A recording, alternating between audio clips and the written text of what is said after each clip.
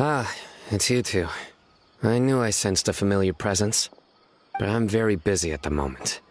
We'll have to chat some other time. That's right.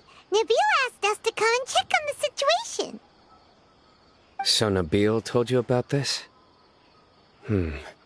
Divulging my location without authorization.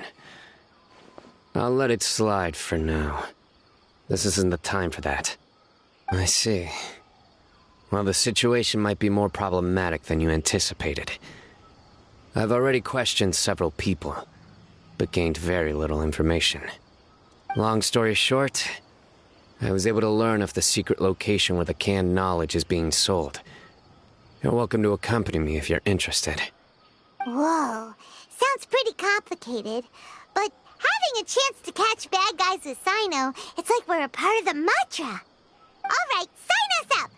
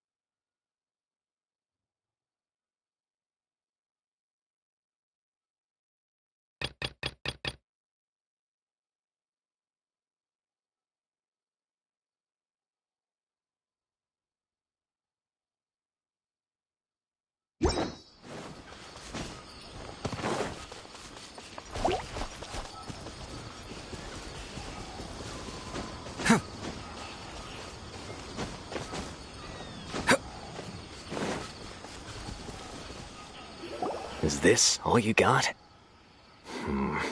Seems even less than last time. What difference does it make? If you see something you like, buy it. If not, then keep walking. They've been cracking down on us lately, so we don't have much on hand. If you see something that catches your eye, then now's your chance. There's no telling when we'll have more. What does the Academia think they're doing? All right, I'll take these here. Let me see what else you have. I don't see any real gems in this batch. It's all pretty ordinary stuff. Whatever, how much do I owe you? 150K. Show us the Mora, and you'll get the goods. Put the Mora down and your hands up. It's Sino! When's he ever gonna let up? Hey, forget the goods! Let's split! But don't forget the Mora!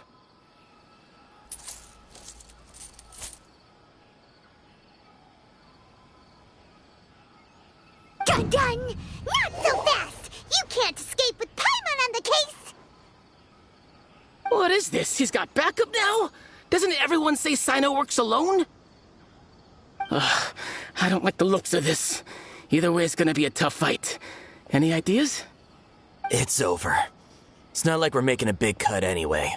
I'm not losing my life here. Huh? Did they really just give up like that? Just like the others I've caught. They're not deep in the circle, just dealers at the bottom of the chain. All right, I have one question and one question only. Where did you get this canned knowledge? The pickup location is different every time. The boss tells us where it's gonna be and that's it. We don't get a say in it. He sends someone every 5 days to bring us the goods. And when is the next batch coming? I don't know.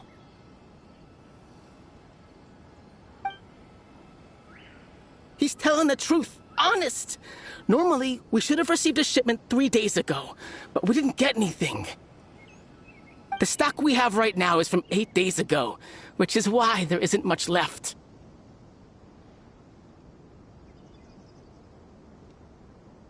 I know exactly why they didn't receive their last batch. 3 days ago is exactly when I started my investigation. I suspect who's ever running this whole thing knew that I was coming. So they cut all contact with these dealers. When you were trying to escape, you said something about me working alone. Where did you hear that from? Are you kidding? We've known your name since day one in this business. The boss warned us to watch out and even gave us info about you. But here we are. I guess we never stood a chance. They already knew all about me and were trying to avoid being detected from the very beginning. These small fries are the only ones they leave out in the open. And no matter how many we catch, it won't further our investigation. If only we had another lead. Like a merchant who sells large amounts of canned knowledge. Huh? Oh, you mean someone like nothing? Do you have a potential suspect? You'd better bring them to me for judgment. Whoa! Judgment? That's right. I won't turn a blind eye on any dangerous suspect. Oh! Sounds like we shouldn't ever let Sino meet Dory. I see. Anyway, I'll think of a way to deal with these two and then continue gathering information. If you manage to learn anything, you can find me at Caravan Rebot. And as for you, I don't ever want to catch you buying canned knowledge again. If you possess any unused knowledge capsules, then you should submit them to the authorities immediately. Okay, I got it. Just keep your nose out of my business. Hey! What's with the attitude, mister? What, you got a problem with that too? Listen, buying canned knowledge is a deal between two people, the buyer and the seller. We don't need people like you butting in on our business here. Think about it. If the academia is hoarding something as convenient and useful like canned knowledge, then they must have been planning only to use it for themselves. Am I right?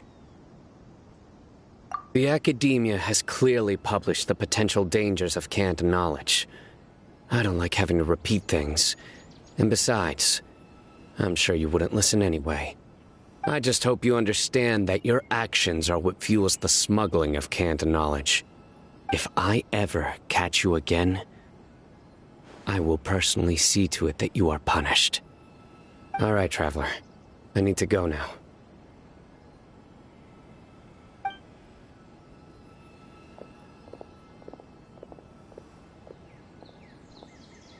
Ha! You think you can scare me?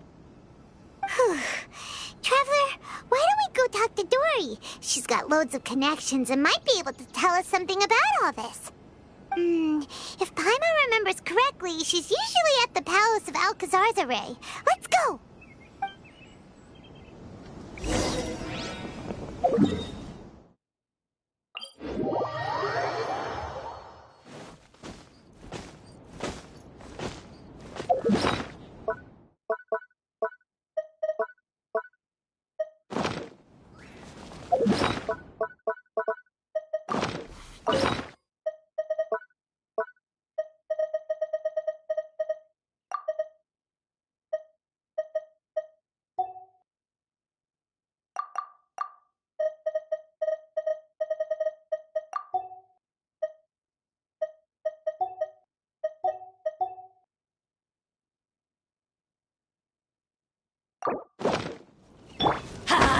Adventure time!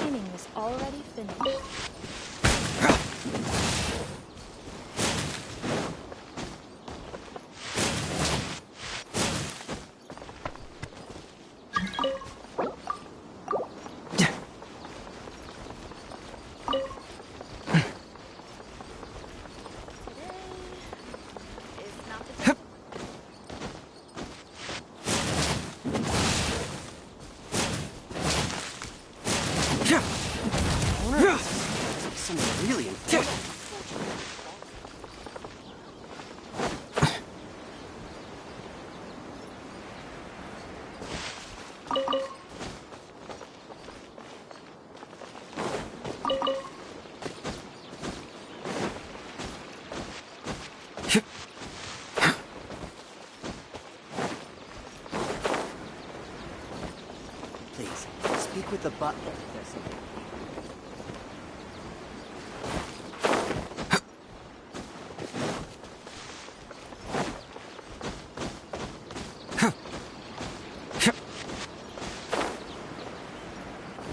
I wonder if I'll ever be able to create something so incredible.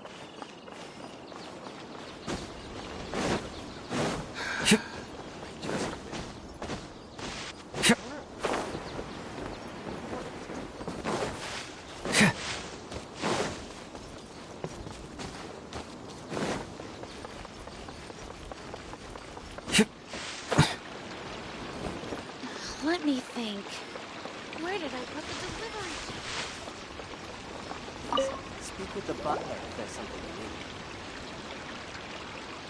need. I see. So that's the latest scoop. Good thing you didn't rat me out. Otherwise, who knows where I'd have to be hiding to avoid attention. No idea. Sorry. I've already cashed out of the canned knowledge business. Huh? You mean you stopped selling it? That's right. With so much canned knowledge flooding the market, it was becoming impossible to fetch decent prices anymore.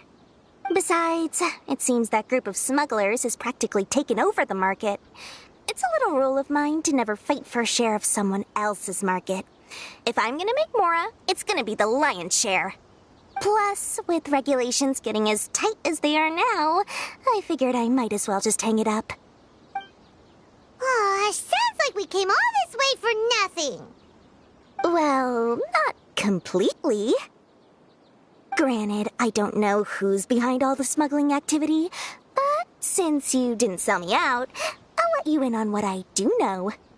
After all, those smugglers have really crossed the line, butting their way into the market like that. I hope their luck runs out soon so that I can take over. I mean, so that the industry can become more fairly regulated. Hey, you just want to make more business for yourself. Don't underestimate its value. Think about it. You can gain all sorts of knowledge while bypassing the troublesome process of studying. Naturally, that makes it a product worth a high price. Of course, not everyone needs that kind of knowledge, but in a market as big as Sumeru, there is plenty of demand. Plus, the cost of production is relatively low, so even if dealers have to cover transportation costs, there's still an enormous profit to be made. Then why does the academia prohibit selling canned knowledge? Being able to gain complex knowledge and become a scholar with the snap of your fingers does sound like a dream, doesn't it? But everything in the world comes at a price, right? Gaining knowledge is a complicated process. It requires learning, thinking, and practice. Even when it comes to my own business, I have to go through a lot of preparation before I put anything out for sale. But with canned knowledge, one may simply skip all the hassle and get whatever they need to know immediately. That inherently leads to at least two potential problems. First, you'll accept the knowledge as factual without a second thought, and you'll find it very hard to forget. This means that if the knowledge is flawed, then it'll be very difficult to correct. And second, excess use of knowledge capsules over an extended time diminishes your ability to think. You'll end up becoming like a library that can only store knowledge. Oh, that does sound pretty dangerous. Traveler, you used canned knowledge before. Did you feel any negative effects? Of course, using it sparingly is not an issue, which is exactly why I used to sell it. It's just like how medicine can be used to cure diseases, but can also do harm when overused. It all comes down to balancing the right amount. Anyway, back to the point. There'll be consequences if the sale of canned knowledge by those smugglers is left unchecked. And what's worse, you're playing right into their hands by focusing only on the canned knowledge that's made its way into the market. As far as I know, their real purpose is to distribute information about the Court of Desolation. That's where the real business opportunity is. The Court of Desolation? What's that? Rumor has it that it's a site of ruins from the age of King Deshret. It's said that with the treasures inside, one can see beyond life and death. But any research of the ruins is strictly banned by the academia. Word on the street is that there'll be an auction taking place in the desert. They're auctioning rare canned knowledge, some of which is related to the Court of Desolation. Once I heard about the auction, I began to suspect that all the canned knowledge popping up on the market is just a diversion. I'd wager that their real target is the Court of Desolation. Because studying those ruins is not just a simple matter. It requires knowledge spanning several fields. So, if they're aiming to quickly assemble a research team, canned knowledge would be the best solution.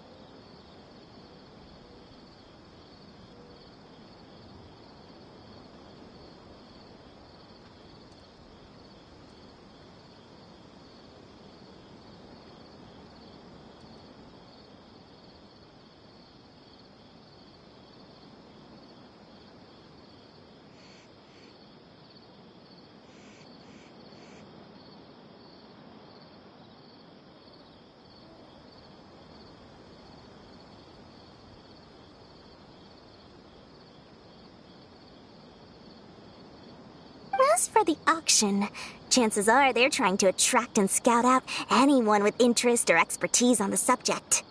On the other hand, no one can say for sure that they will ever succeed in finding the Court of Desolation. So, they might as well just make a fortune while they're at it by hyping up the related canned knowledge at the auction. Sounds to Paimon like we better head to the desert and see the auction. Who knows, we might find some leads there. That's right. And now that I've shared all that valuable info with you, it's time to introduce our limited edition desert travel kit. It comes complete with a map straight to the auction location. As I said, I also have to make preparations before I sell things, right? Now, let me consider how much I should sell this for. I've got it! 500,000 mora per kit! That's quite the bargain. We'll even offer a 50% discount for little Paimon's travel kit. Only 250,000 mora. What? That's super expensive! No need to worry, little one. Sino's the one heading this investigation, isn't he? I'll be sure to bill all the expenses to him. All you'll need to do is tell him to go to the Merchants Guild and pay the bill once the mission is completed. Just, be sure to not send him directly here, though, okay? That would leave me completely in the open. I'm sure the General Mahamatra of the Academia would never leave any debt unpaid, and I can only imagine the funds he's allocated for investigations. Oh, maybe I should charge him more. We'd better get going. If Dory keeps at it, we'll be out of mora.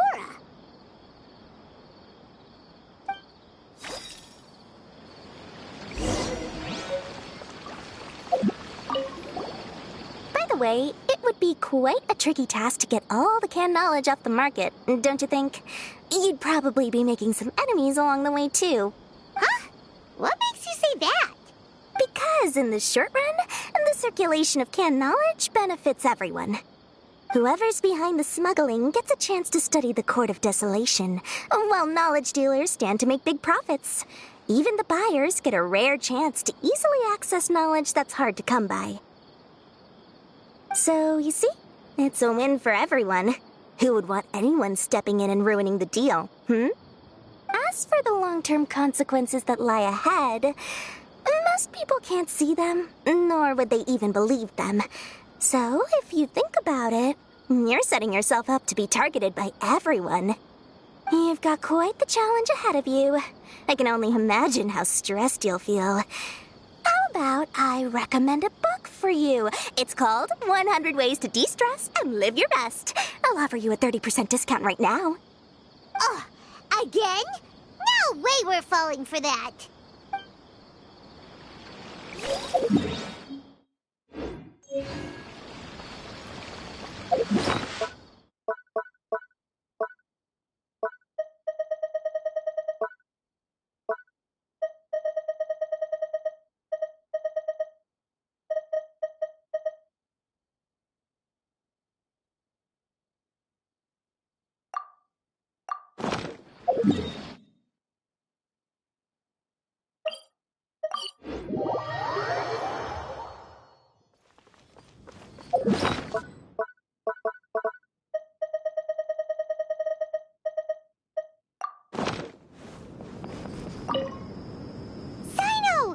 News for you. What the smugglers are really after is a chance to research the Court of Desolation.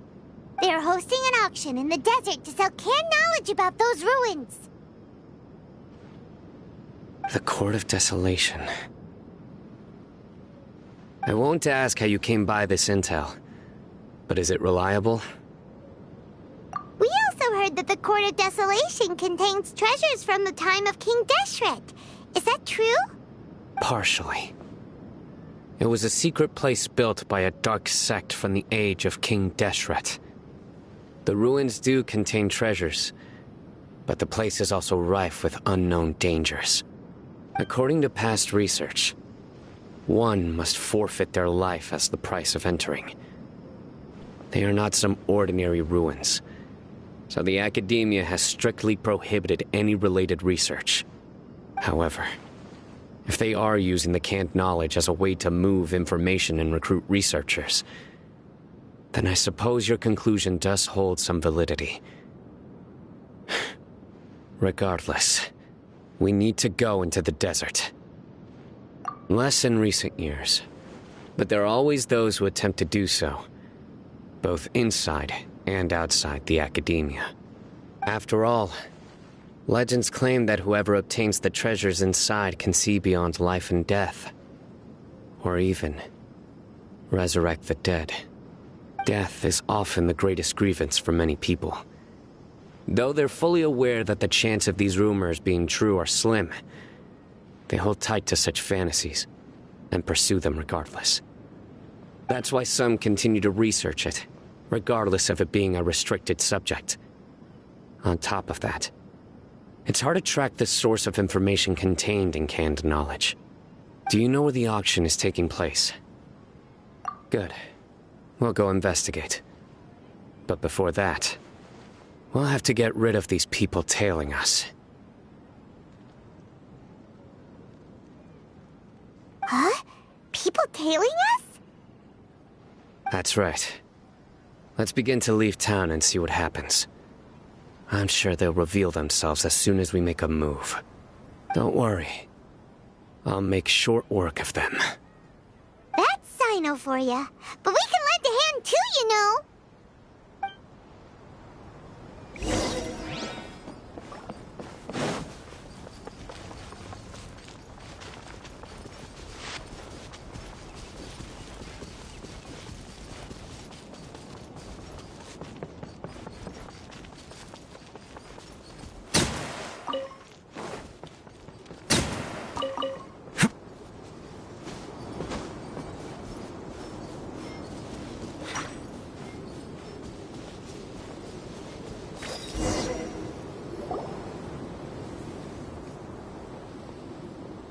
Hold it right there. Heading to the desert, are we? I would think twice if I were you. Huh? Who are you? That doesn't matter. All you need to know is that someone wishes to inform you that it's not too late to turn back. You must be Sino. I've heard a lot about you. You've got quite a reputation. But this time you're in over your head. Unless you turn around right now, I'm afraid that even you won't return unscathed. And as for you two, why bother sticking your noses in trouble that doesn't even concern you? Hmm? That's right! We won't just sit back and do nothing! Ha! Have you really thought it through? You're not just doing this for recognition, are you, Sino? My employer said that he's willing to compromise as long as you just walk away. He could, for example, reduce the amount of canned knowledge on the market. I'm sure that would help your investigation appear to be successful enough. On top of that, he's willing to give you a cut of the profit. So you see, you get both Mora and a boost to your reputation. I can't think of a reason why you would pass that up. Is that so? Well, I can't think of a reason why I'd accept. I've heard enough. Get out of my way. Sorry, no can do. We're getting paid to ensure you disappear. Since you won't turn back willingly, then we're gonna have to make you go back. That's following up. Rain outlines your... The wind knows me. Surrender! No, my sword! Futile! Come on, you coward! One with nature.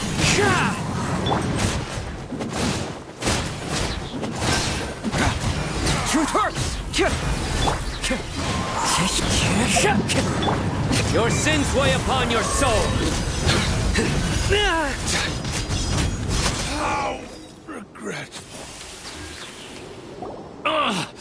This doesn't change anything. You're in over your head, Sino. There will be others coming for you. You'll regret it.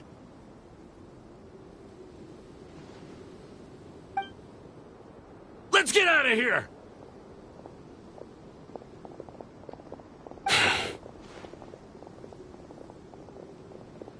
No need.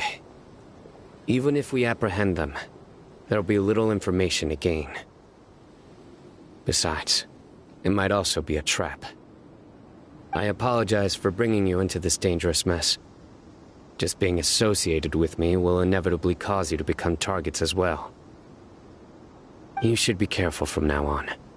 Sleep with one eye open. Wait, hold on! There's no way anyone could sleep without closing their eyes? Right? You'd be surprised. Anyway, just be careful.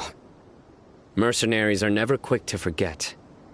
In their line of work, even a single failure is bad for reputation.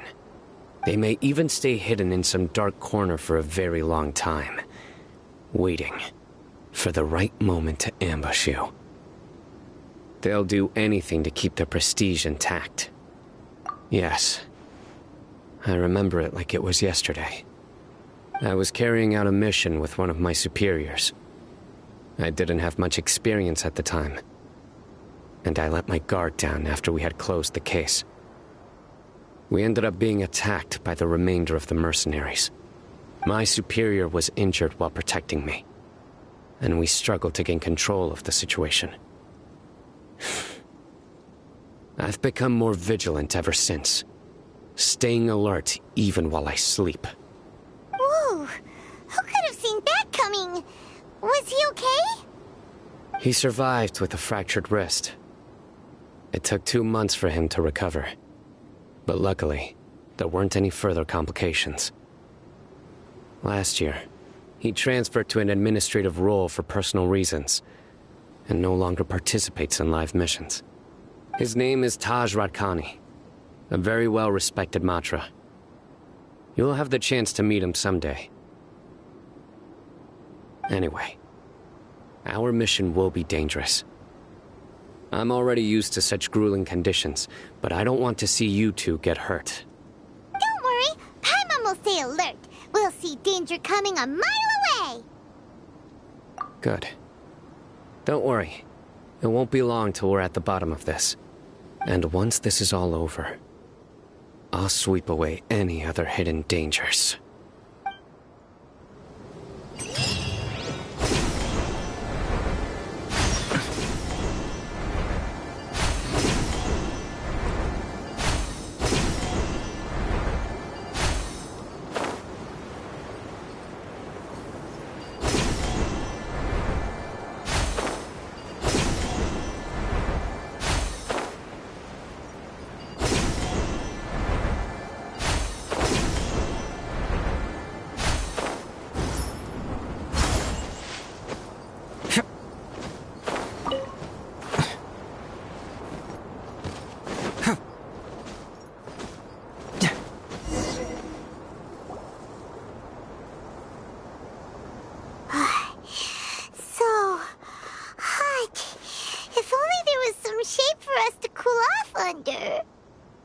We still have a long way to go, so you'll need to hang in there for a while longer. This is not a good place to rest anyway. Okay. But don't you feel hot too, Sino?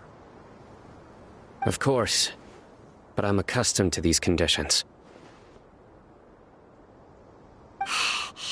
Care to share any tips? Paimon's about to melt away. Just try to stay focused. Use your willpower to support your mind. The moment you start to give in is when you'll feel more tired. Take one step after another. Don't let your mind perceive your body's limitations.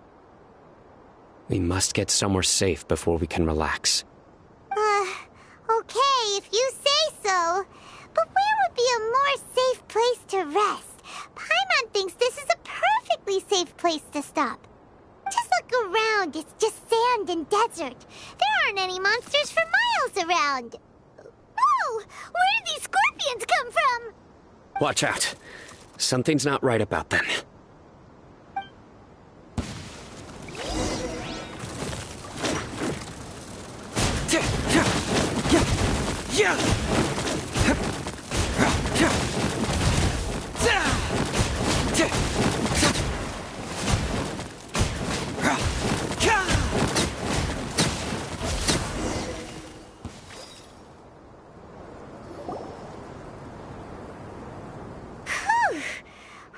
Paimon really didn't expect to see those here. Those weren't just normal scorpions. See? There are marked numbers on their pincers. They were raised by someone. Someone doesn't want us to show up at the auction. These scorpions were sent to keep us away. We are surrounded by desert as far as the eye can see. If we were killed out here, nobody would ever know. This place is super dangerous. Good thing we didn't let our guard down. Something's not right. There are no roads in the desert, so how could they know where we are? Stay still.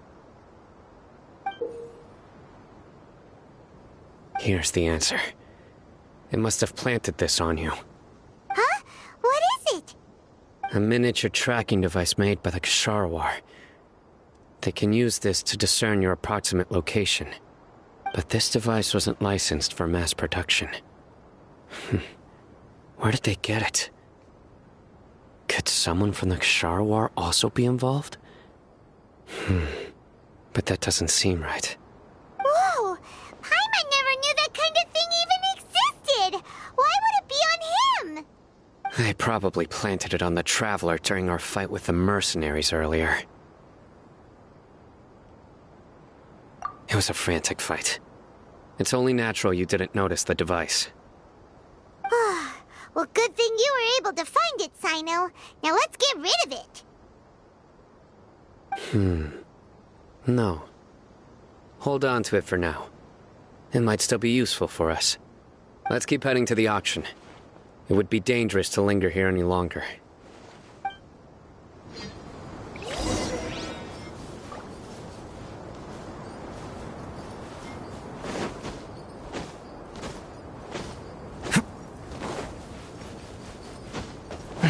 They're back again! How many of them are there?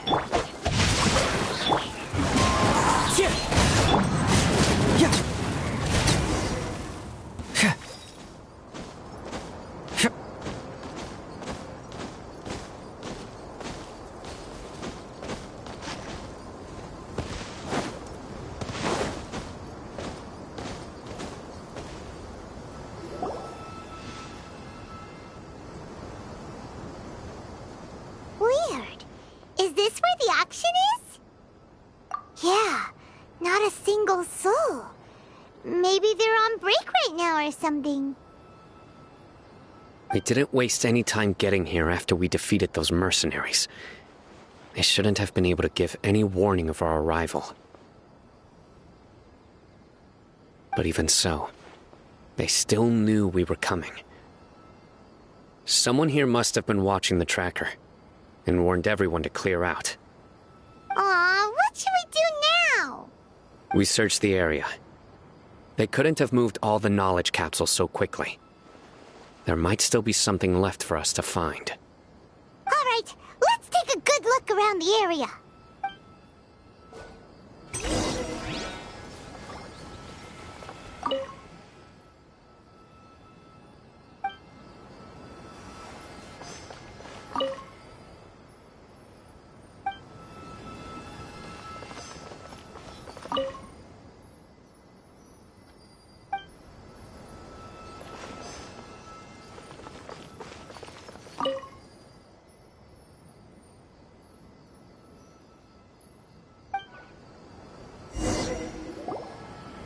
Did you find anything? No, nothing in particular. It's possible there weren't many knowledge capsules containing info about the Court of Desolation, so they carried those off. But don't worry. I have another idea. You two start heading back the way we came. I will remain hidden here. Come back and meet me here after some time has passed. I'm sure something will come up by then. They packed up in a hurry and didn't have time to carry off all their goods. They won't just leave them here. Once they think we've left the premises, they'll be back to pick up their belongings. We just need to make sure the tracker goes far enough from here to make them assume that it's safe to come back. Oh, Paimon gets it. We'll lure them out because they'll think we've left. Okay, we'll start heading away and leave this place to you. Yes, and don't worry. If they dare to return, I'll make sure they stay.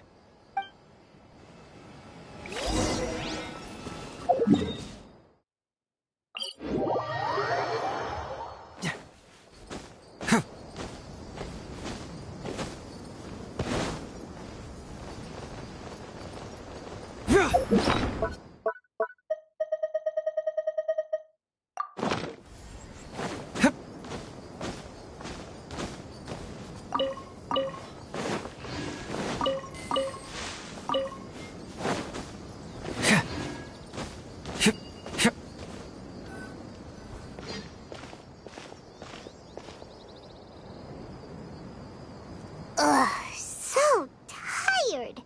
We've probably gone far enough now, right? Yay. Let's rest for a little while before we go back to find Sino.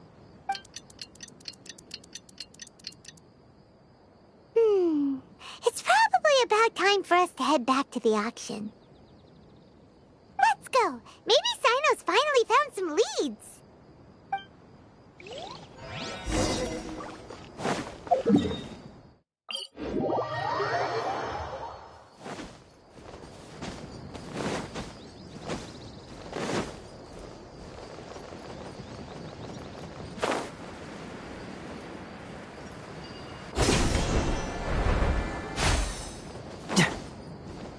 Yeah!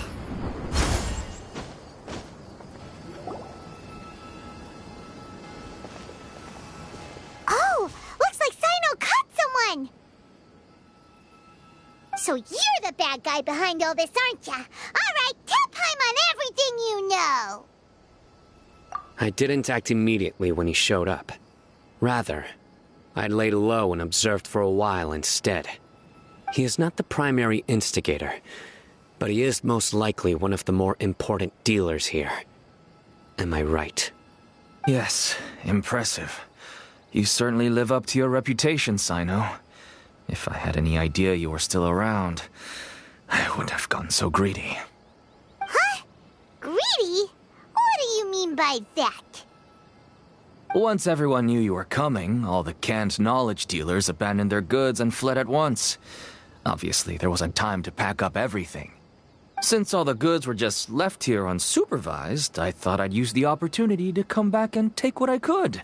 You know, free merchandise is good business, but I suppose there's no use explaining it now. You must know who's manufacturing and selling the canned knowledge, correct?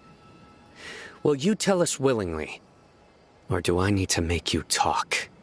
No, I'll talk. But before that, perhaps we can take the conversation elsewhere?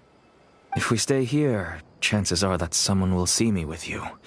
That would put both me and my family in danger. All right. Where do you suggest we go? How about my home in Aru Village? It should be safe there. Fine. Let's head out. You can throw away the tracker now, traveler. Listen, buddy, you better not try to trick us! Come on now. Do you really think I'd try to pull anything under Sino's watch? Seriously, what can I even do?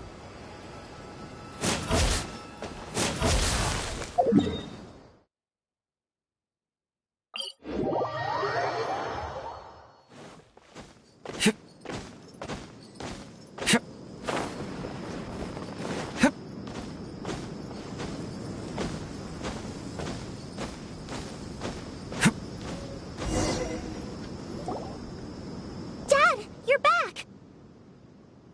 Oh, we have guests? Hi there. This is my daughter, Seemin. She can be a little shy of strangers. Why don't you run along now, dear? Dad needs to talk with our guests. Oh, okay. Everyone knows Sino in our business, but let me ask, who are you two? Paimon is Paimon, and this is the Traveler! To be honest, I really didn't expect to see Sino, the lone operator, working with any partners. When I saw the tracker start moving away, I assumed you had decided to just go back empty-handed. But even though you caught me, I'd still urge you to stop while you still can. You should abandon this investigation. Why's that? Everything from the manufacturing of canned knowledge to the sales and even splitting the profits. Every step of the process involves dozens, if not hundreds of people. Massive profits have brought everyone together in this business. Everyone will try their best to defend this industry that we've worked to build. It will be a long and difficult fight, even for you, Sino. And even if you manage to win in the end, no one will thank you.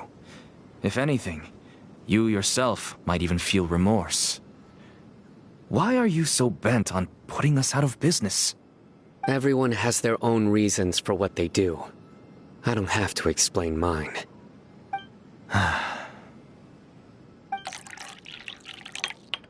Here's some tea, Dad. And for the guests, too. Right.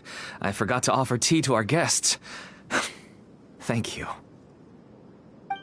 Don't mention it. And, I should tell you that our tea tastes kind of bitter, but I put some sugar in to make it a little tastier. That's my girl. Do we still have any sugar left? If not, I'll buy some more next time. Yes, we do. Okay. I'm gonna go have a rest now. Didn't you say that everyone's in it for the massive profits? That sure doesn't seem to be the case for you. Actually, that's what I wanted to talk to you about. I was hoping to ask you for a favor. My daughter was born with a chronic disease, so she has a relatively weak heart and lungs. Even slightly strenuous exercise can cause her to faint and prove to be a life-threatening risk. That's why she never really had any friends to play with, and why she locks herself up in her room most of the time.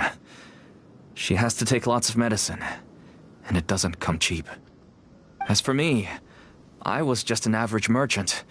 I would wake up early and travel all around to make a profit.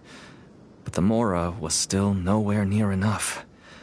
I could only watch my daughter's health deteriorate day by day. Until one day, someone reached out and showed me a way to really make a profit. Selling canned knowledge? That's right. With all the Mora I made, I could finally afford medical treatment for my daughter. Nothing made me happier than seeing her get better. There are many others like me. Smuggling canned knowledge might seem like an unforgivable crime to you, but to us, it's a means of survival. I wanted to tell you all this so that maybe you could understand and change your mind. Please, stay out of this, Sino. Give us a way to survive. Oh no.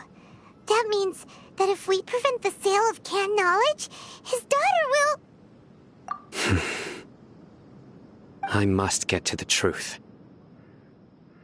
I can find someone to help treat your child, but I cannot turn a blind eye to the smuggling. These are two completely different issues.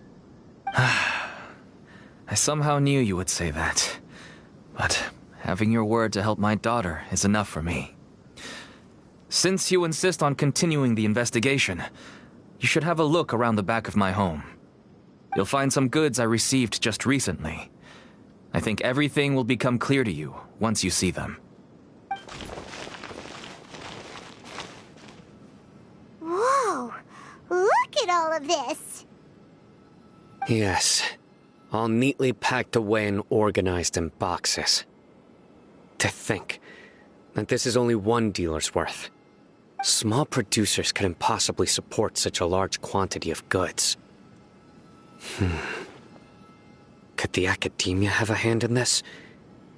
But such a volume of goods wouldn't be able to slip through inspection. Huh? Look!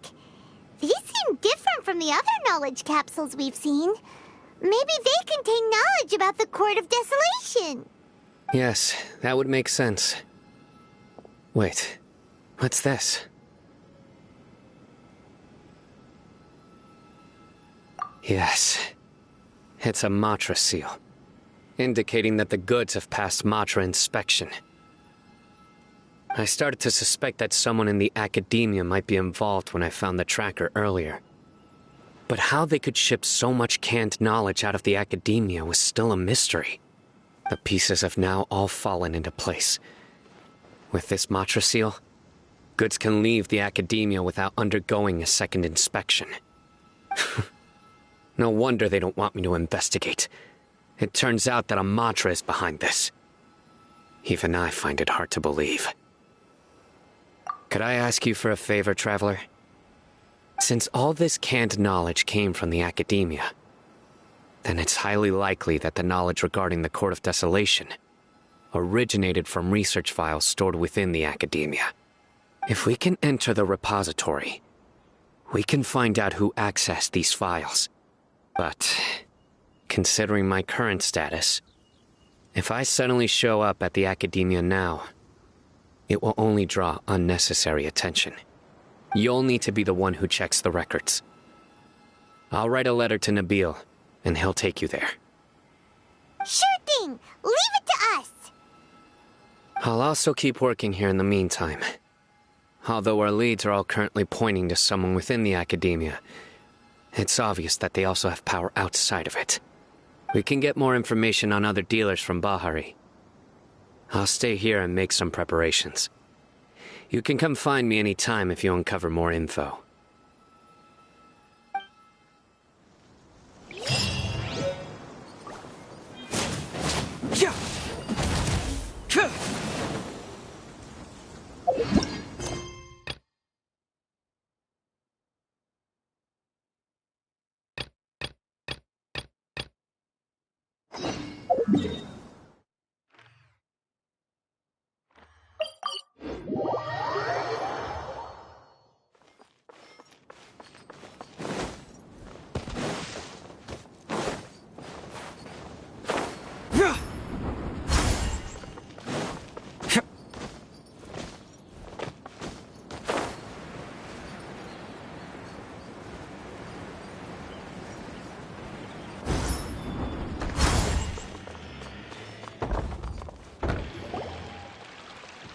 A moment, if you would.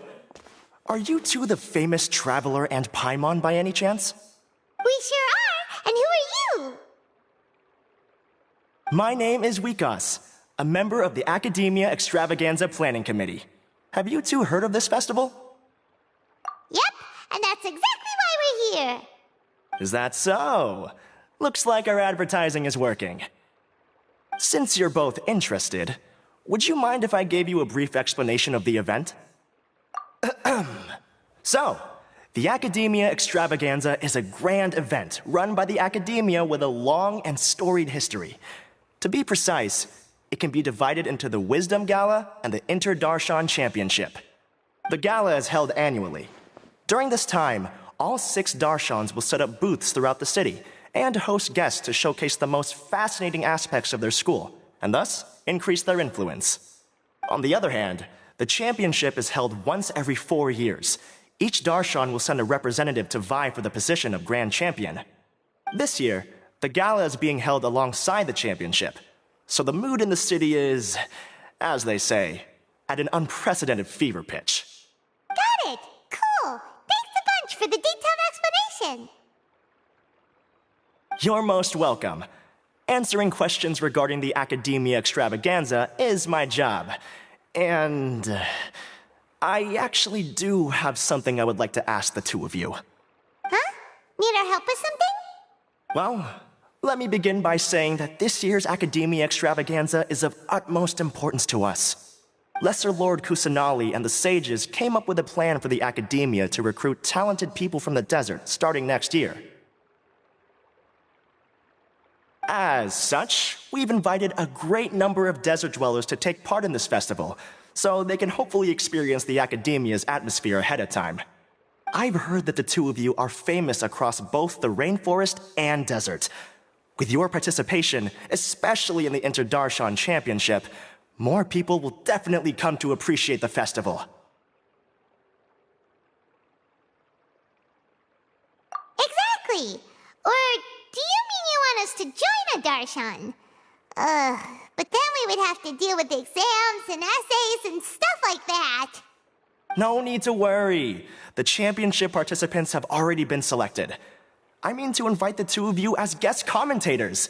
Your job will be to observe and record every part of the competition. There's no pressure. Just follow each match and enjoy the festival. Aside from that, we'll also prepare some compensation for your efforts. We won't have you working for free. That kind of sounds like a sweet deal. What do you think?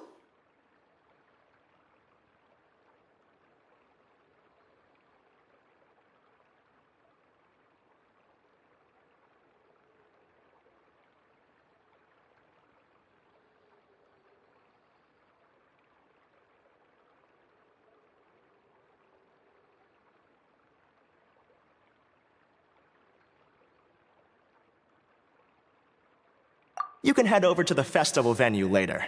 An organizer there will introduce each participant. Some of them even might be people you recognize. I'll leave it at that for now. So, how about it? Would you like to take this commission? Wow, having fun while getting paid? This sounds awesome! The main event venue is at the outskirts of the Citadel of Regzar, and the organizer you're looking for is Karina. Tell her the situation and she'll get you set up. The championship is going to begin soon. I wish you a good experience serving as commentators. If you have any doubts, come find me anytime. Alrighty, off we go!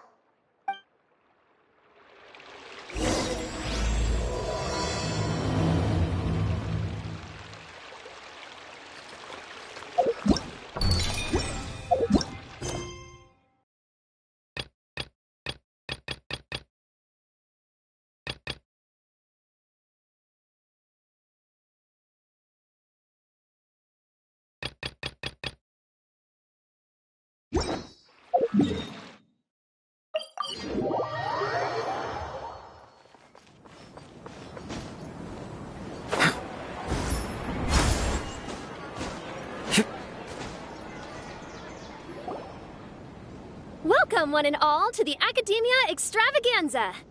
Now then, allow me to reveal the prizes for this iteration of the Inter-Darshan Championship. Fabulous monetary rewards, research funds, a limited edition Genius Invocation TCG card, and the right to wear the Diadem of Knowledge. I believe that I need not elaborate as to how this is a symbol of great honor.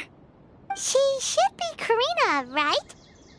Looks like she's in the middle of something. Let's wait till she's less busy, then go introduce ourselves. The Diadem of Knowledge. What a perfect work of art. Every time I see it, I feel like I'm losing myself in its beauty. The one who proves fit to wear it must be a rare genius indeed. I believe that most of you have already seen the Diadem of Knowledge or have heard tales about it. 20 years ago, a researcher named Sachin bought it for a large sum of mora before donating it to the Academia. The generous championship prizes are also sourced from his sponsorship. Before we begin, allow me to express our gratitude to this researcher, who cannot be with us right now. Things can only get worse. Things can only go from bad to worse. Human nature begets conflict, and conflict begets ruin. From the beginning, the seeds of wickedness have been. Hey, stop spacing out! Paimon called out to you, but you didn't respond. You okay? Did you stay up late without telling Paimon? All right. I'm sure we're all more than ready for the championship to begin. Now then, let's invite our 6 Darshan representatives to the stage. Our contestants are... Representing Amorta, Tainari!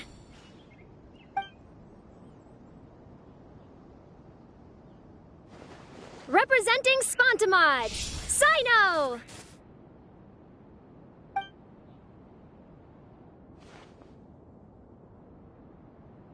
Representing Ratawahist, Layla!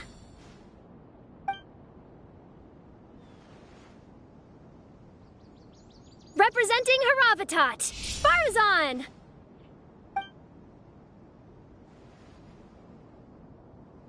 Representing Ksharawar, Kaveh. And for Vahumana... Huh? Is Vahumana's representative not here yet?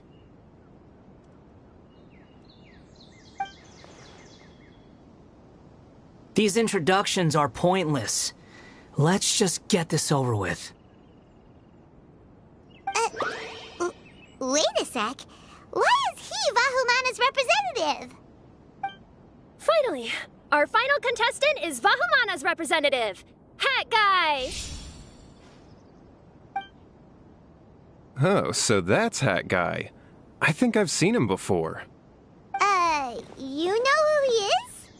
I've heard that he's a researcher from a different country who nominally belongs to Vahumana. Word is that he's written a lot of political analyses. His manner of speech hasn't made him popular amongst most other Vahumana researchers, but his comings and goings are quite irregular, so he doesn't interact with others much. Aside from his more controversial aspects, his perspectives are considered quite incisive. Vahumana has seen a dearth of new talent lately, and some of its existing ones are not currently at the Academia, so I suspect he might have been their only option. It's just kinda weird. He doesn't seem like the kind of guy who'd participate in competitions like this one. Now that we have our 6 contestants, the championship will soon begin. Who will triumph this time around? Hold on to your hats, because we're all on this ride together.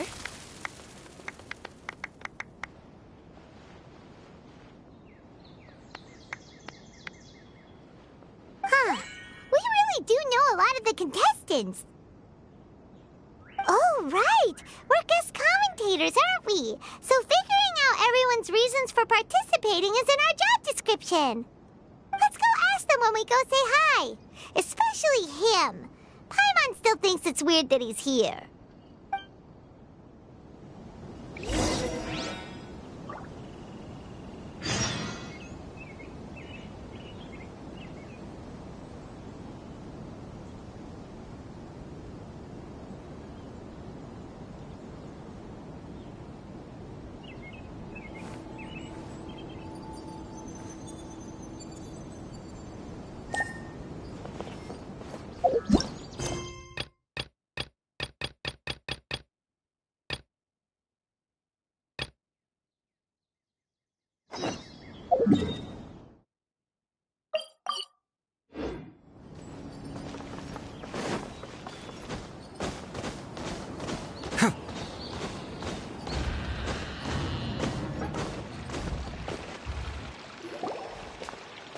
Hello, we meet again.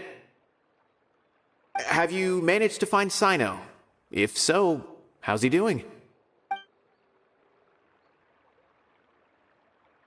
I read the letter and must admit that I hadn't expected things to be so serious.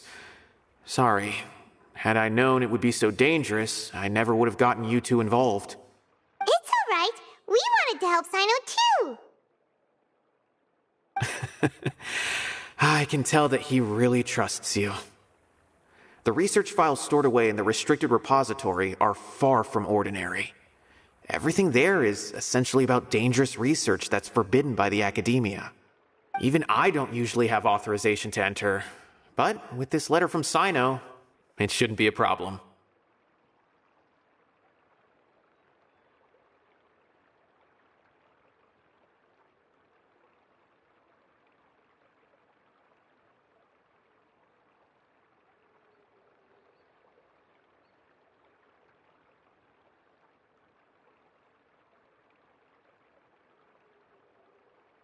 That's right. Granted, the Academia is very supportive when it comes to research. They encourage scholars to conduct all kinds of studies. However, some forms of research have proven to be so dangerous that the Matra have to step in and put a stop to them. Normally, after some particular research becomes prohibited, the majority of the related files will be destroyed. But some information may be retained as a record to warn later researchers. Such information is kept in the restricted repository, which is heavily guarded. Follow me, I'll show you. Hopefully we'll find the answers that Sino is looking for. The restricted repository. Sounds kinda dangerous. We'd better keep an eye out.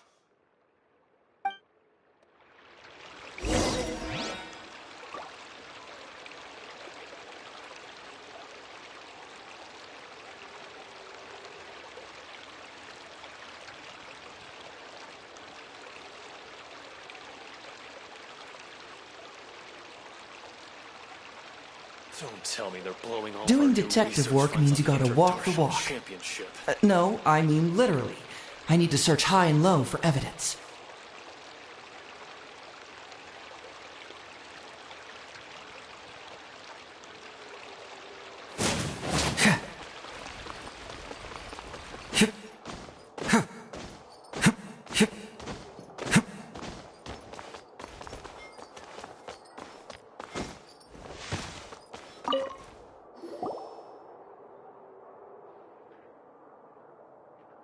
Okay, I understand. Since Sino is vouching for you, I suppose we can trust you. You may browse the information regarding the Court of Desolation. Ask me if you have any questions. But I'd suggest avoiding any other research files. Sometimes the less you know, the better.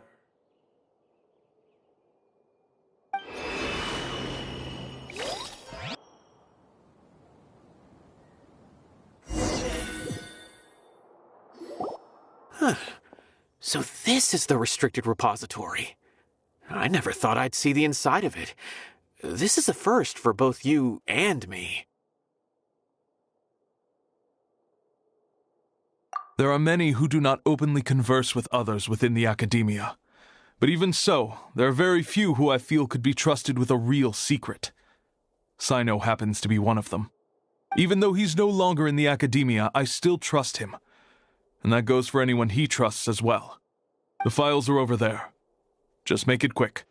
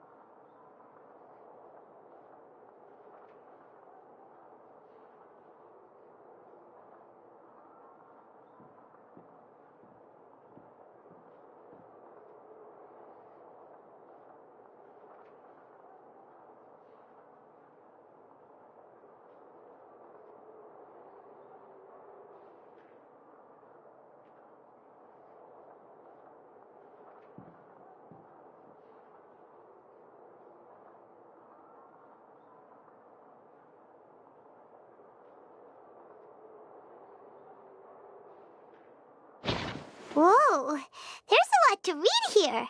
Have you found anything yet?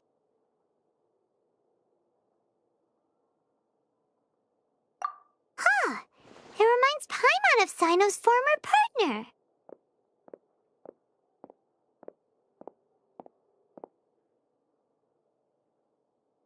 His former partner? That would be Taj Radkani. But you're not far off. Mortada Radkani was Taj's only son. What? Taj's son went to prison for researching the Court of Desolation? Why do you sound so surprised? You're a Matra, aren't you? It's just that they arrested him in secret, so it was never publicly known. All I knew was that Taj's son was taken to prison. It's not just me. I bet even Sino didn't know about it. No. Unfortunately, there isn't. He took his own life not long after he went to prison. You've heard about Taj, right? I know Nabil has. Every Matra knows him. I would say he's probably pushing 50 this year, which makes him one of the most experienced Matra. He is a man of integrity and honesty, and has made countless achievements. His reputation goes back a long way now. He used to be Sino's only partner. Taj is also skilled with the polearm, so the two of them used to practice together when they weren't out on a mission. Ah, right. I heard Sino mention that before. But one day, Taj suddenly decided to retire from active duty and transfer to an administrative position. I wonder if it had anything to do with the Mortada incident. Taj was already very well known by the time Mortada was born. So when Mortada came to study at the Academia, everyone had high expectations of him. He had to face a lot of pressure. Then he had an unpleasant dispute with his father, but they were eventually able to work things out. Not long after they had reconciled, Mortada was caught studying the Court of Desolation, which is in violation of Academia rules. Taj arrested his son and put him behind bars. He begged for leniency, but Taj wouldn't agree. Shortly after, Mortada slit his own throat with the pieces of a broken bowl. By the time Taj arrived at the scene, it was already too late. He never had a last chance to see his son. Since then, Taj has been periodically coming to the repository. He'll hold the files from his son's research with a remorseful look on his face. I guess that's why he chose to move to administrative work. I had no idea that happened. That must be really hard for Taj. I've never heard him mention that to anyone. That's awful. Paimon feels terrible now. Are you okay, Traveler? Wait, don't tell me you're starting to suspect Taj now. Impossible. Taj would never do that. I mean, yes, he does have a big reputation and has access to such research, but this is Taj we're talking about. He would never do anything against regulations. Never. But if you claim that the canned knowledge was originating from the Academia, then Taj is indeed a suspect. Because he was the only one who could have recently gone through research files about the Court of Desolation. There are so many files about those ruins that it would be difficult to restart any research, since the 7 original researchers were put behind bars. It's hard enough just trying to make sense of these files. However, if the files were made into canned knowledge, they could be understood immediately. By doing so, one could restart the research outside the Academia without anyone ever noticing.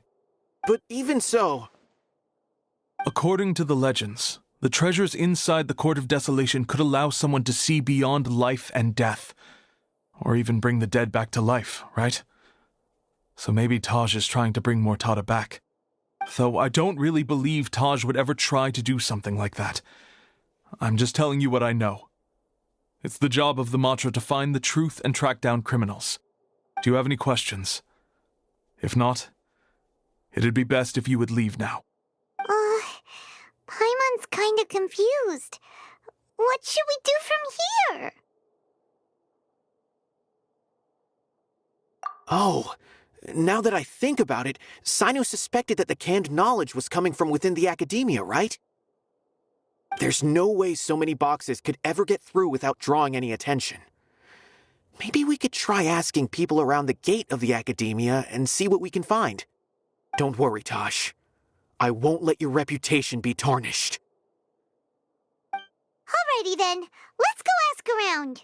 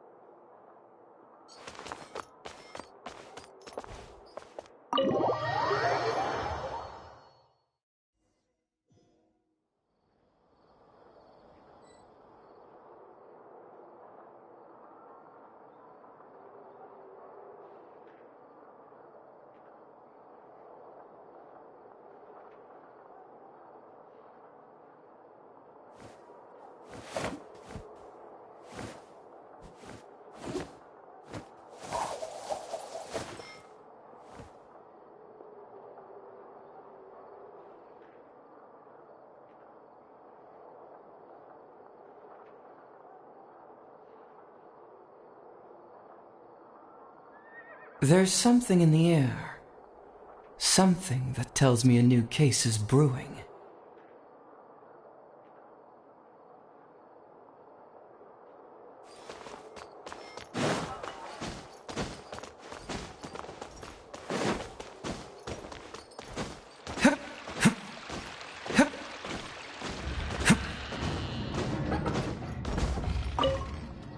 Excuse me. Have you seen any large shipments of goods leaving the academia recently? Huh. Well, yes, but isn't that pretty normal? The academia consumes so many resources each day. Everything from cooking ingredients, raw materials, even equipment for experiments. It's normal for goods to be coming in and out. Right, but we're looking for shipments with a Matra seal. Have you seen any like that? That I'm not too sure of. I normally wouldn't notice whether the goods have any seals or not. Maybe you should ask someone else.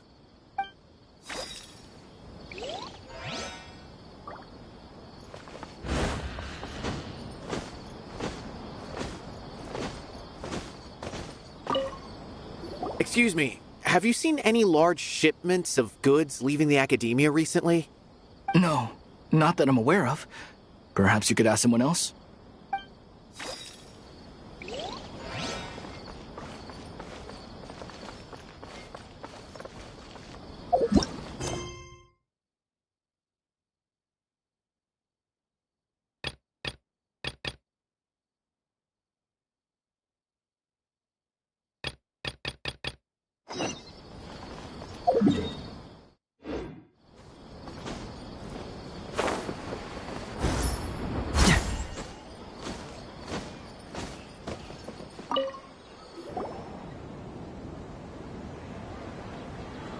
We meet again, you two. Hey, Tainari! We came here to check out this extravaganza event, and then they invited us to be guest commentators. Is that so? I heard that there would be guest commentators recording the proceedings with cameras, but I didn't expect they'd be you two. It's a pleasant surprise that you're visiting Sumeru again while I'm still on leave. When everything comes together perfectly like this, I call it the biryani factor. Because it's always rice to meet stew again. Ugh.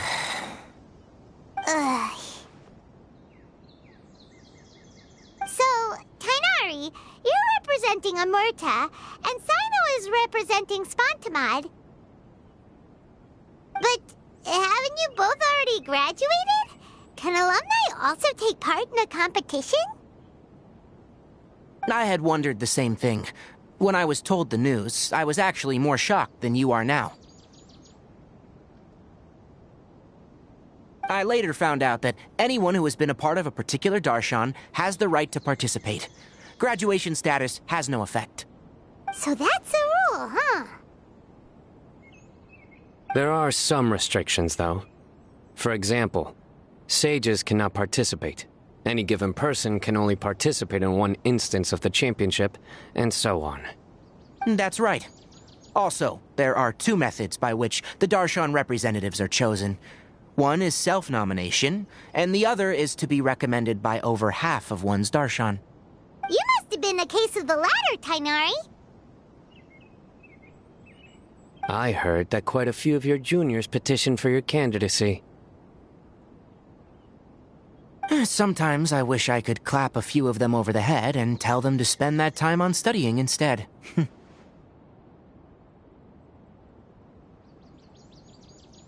Well, you can, but after some consideration, I realized this could be a good opportunity for me.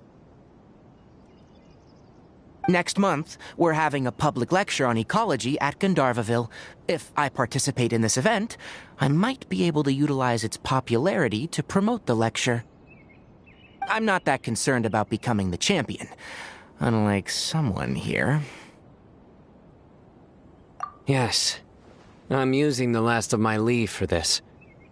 When I heard that a limited edition Genius Invocation TCG card was one of the prizes, I signed myself up. This year's card is a rare one indeed. It would be a shame if I missed out on it. Wait, is it some kind of super powerful card? No, it's a very common one. But it has a holographic layer. So what's the point? It's very cool. Paimon meant apart from being very cool. That is reason enough. I shall do my all to emerge victorious and add it to my deck. As someone who doesn't play cards much, I can't quite relate. But it isn't surprising that everyone has their own reasons for taking part in the tournament. Fair enough.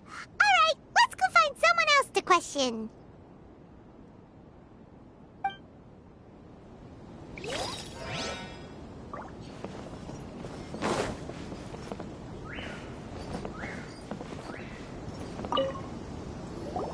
Kaveh! Farzan! Layla! Huh? Oh, it's you. Why are you here? We're here as specially invited guest commentators. Our job is to record what happens during the competition. Is that so? In that case, I'll have to trouble you to catch the moment of my triumph on camera. Remember to shoot from behind at a lower angle.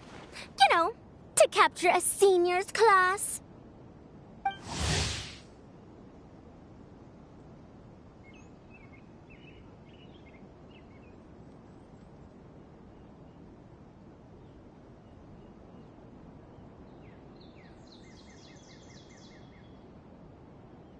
Don't get ahead of yourself now. Victory will obviously be mine.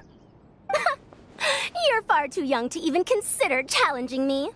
Kasharwar or Ratawahist, you're all children as far as I'm concerned. Actually, I was going to ask, how do you know me, Madame Farzan? Huh? You don't remember? I sometimes see you in the library at night. You even waved at me. What? I don't remember doing that at all. Huh. How strange. However, this is not the time for curiosity. I am Farozan, a household name in Haravatat.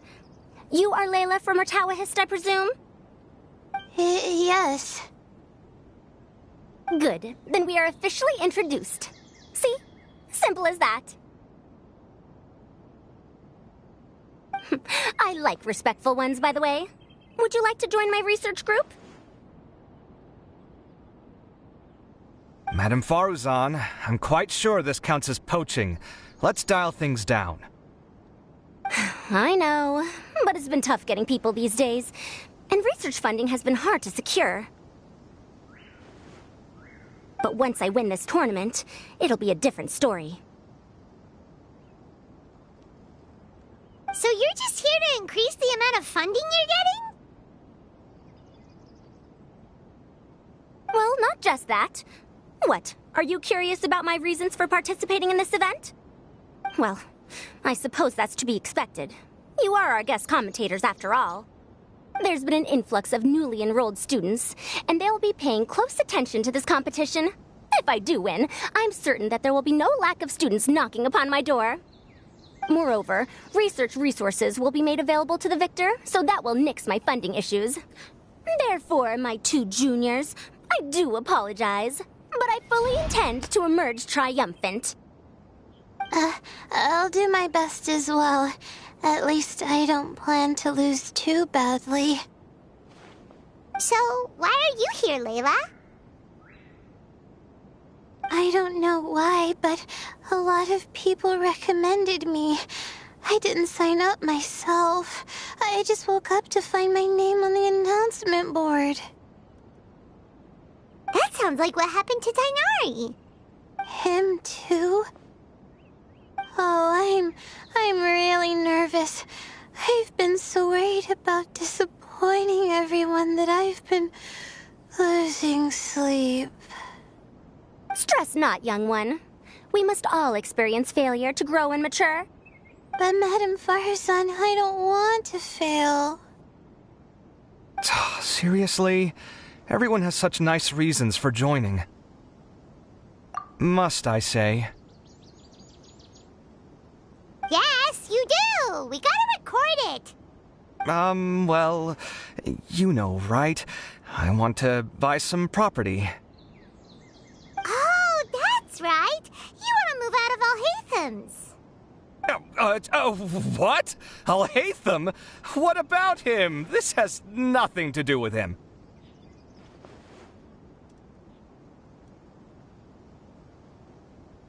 Oh, right. Sorry, Paimon has no idea what she was talking about.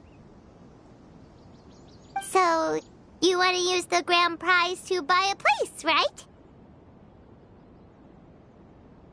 Correct.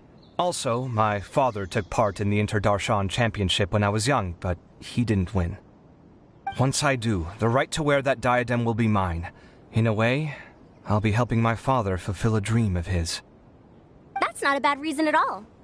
You have ambition, youngster.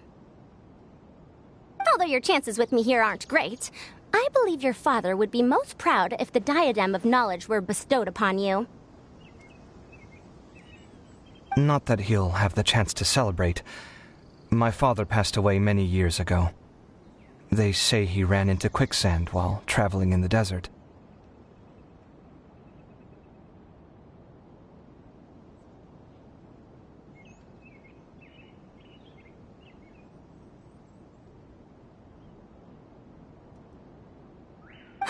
For you to have experienced such a thing, that must have been tough for you.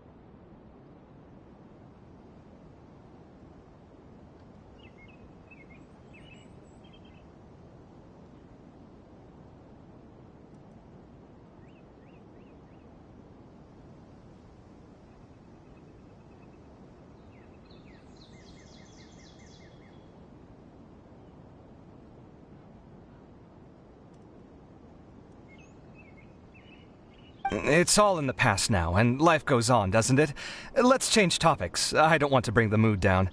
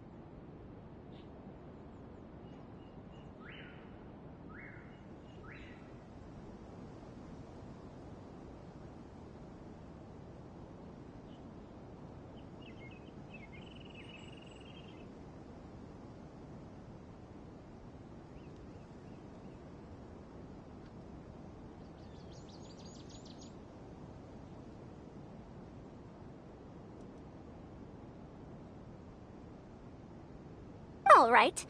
Earlier, you said that you want to use the prize Mora to purchase a home. Where do you live now? Do you live alone?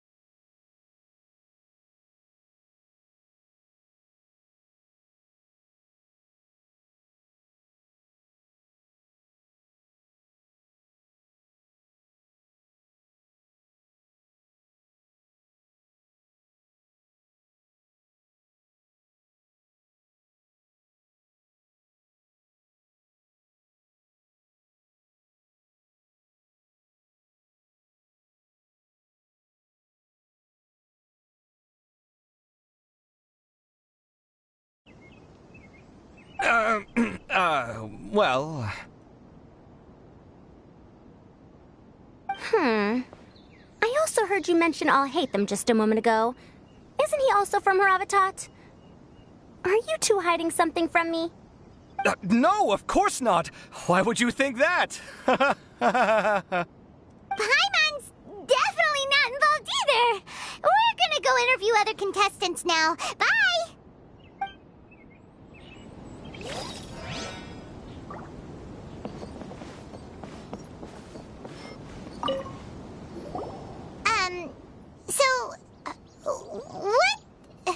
What are you... Just call me Hat Guy. That's the name I use in Vahumana. That sounds like a nickname, not a real name. So I can't go by a simple, ordinary name? Fine, suit yourself. All right then, Hat Guy. Why are you taking part in the Interdarshan Championship? We're specially invited guest commentators, so play nice and answer our questions. You could be Matra for all I care. So what if I don't answer you? What then?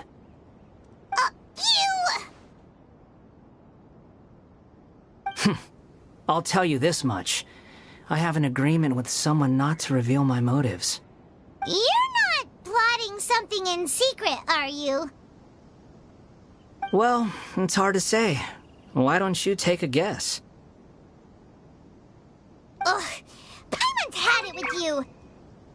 Fine, be that way. Then we won't ask you why you're participating. Instead, why did you join Vahumana? You two sure like to poke your noses where they don't belong. If I don't say anything, are you going to annoy me to death? I heard that the Vahumana researcher named Akaba was researching the Tatarasuna incident, so I wrote a few essays to refute his points. Later, when I was bored, I wrote some commentary on societal issues in Inazuma. I didn't expect Vahumana to consider me as one of them. Someone even invited me to a lecture or whatever. From start to finish, it was just the wishful thinking of idiots. A misunderstanding. There's your answer. Simple. But when Lesser Lord Kusanali heard about this, she went out of her way to get me registered in Vahumana. She used the name Hat Guy. Enough chit-chat. You're better off wasting your time with the other contestants. Someone's about to get very unlucky. Wanna guess who? How is anyone supposed to relax with you around? We've got to stay alert and keep a close eye on him. Looks like Karina's got a moment now. Let's go chat with her. Enjoy the Interdarshan Championship. This will be one to remember, I'm sure.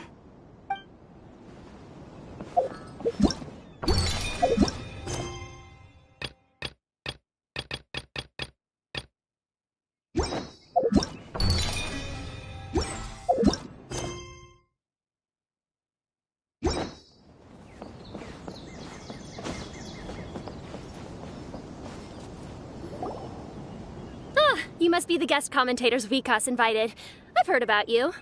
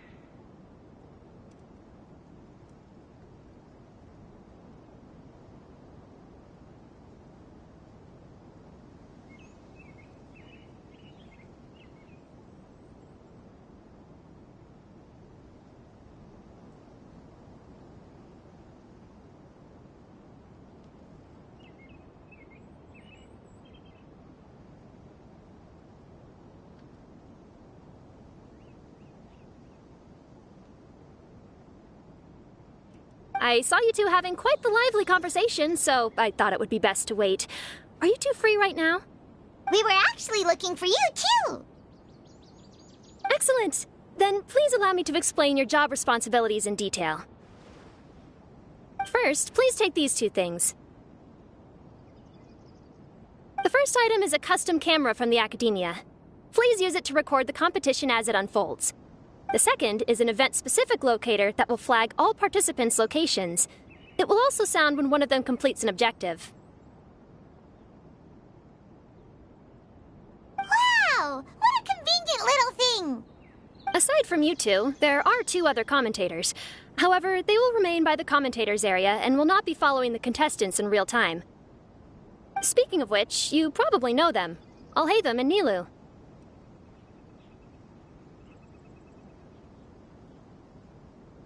Oh, it's them! We have to go over and say hi later. Well, don't let me keep you, unless you have any questions for me. Why do you ask? Really? I didn't see any such person. Could I ask when you saw him? Strange. I was on stage the entire time, and I didn't see anyone come up. Paimon didn't see anyone either. Perhaps you're mistaken. However, if you have any leads on that matter, you can talk to me at any time. Hey, Traveler. Paimon. Long time no see. Dia! Candace! You two are here as well! Ah, so they're two friends of yours. In that case, I'll take my leave. May you all have a wonderful time during the extravaganza. The Academia sent us both invitations, so Dia suggested that we come together. The villagers were also encouraging me to travel outside the village. I couldn't find it in myself to turn them down. We're here now, so no point dwelling on that. Even though this extravaganza isn't a holiday or anything, it's still a big deal here in Sumeru. Merchants from all over will set up shop. There'll be tons of stuff to eat, use, and wear, more than you can count. I'm already set on helping you buy 2 new outfits. I mean, who wears the same thing at work and home anyway? I'm looking forward to it. Just being able to relax and wander the streets freely has already made my day. So, Traveler, Paimon, you two want to come with? We'd love to, but we've got work to do right now. Aw, that's a shame. Let's hang out together when you're free then. Sure! In that case, Candace and I'll head out first. Good clothing and fabrics are very much in demand. If you snooze, you lose. Oh, right. We should also get some accessories. No need to rush. I think we'll have a better time if we take things slow. See you two later. Feel free to come find us whenever you have the time. Paimon didn't think that Candace and Dia would come. Hanging out with them sounds like a great time. Still, looks like the competition's starting soon. Let's go over to where Alhaitham is and see what's going on.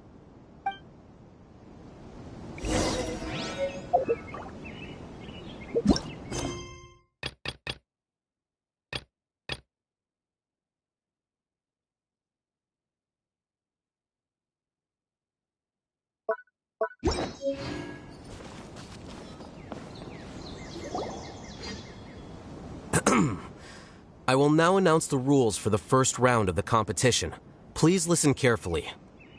During the opening ceremony, Academia staff released several cages of butterflies, and many of them are now fluttering within Sumeru City.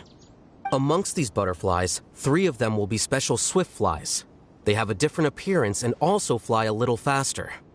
Your objective this round is to find a swift fly and bring it to me. 3 points will be awarded to the first participant to return, 2 to the second, and 1 point to the third. That is all for the first round. Should you require clarification on anything, please ask any of the other staff. Alhaitham's all business all the time, huh?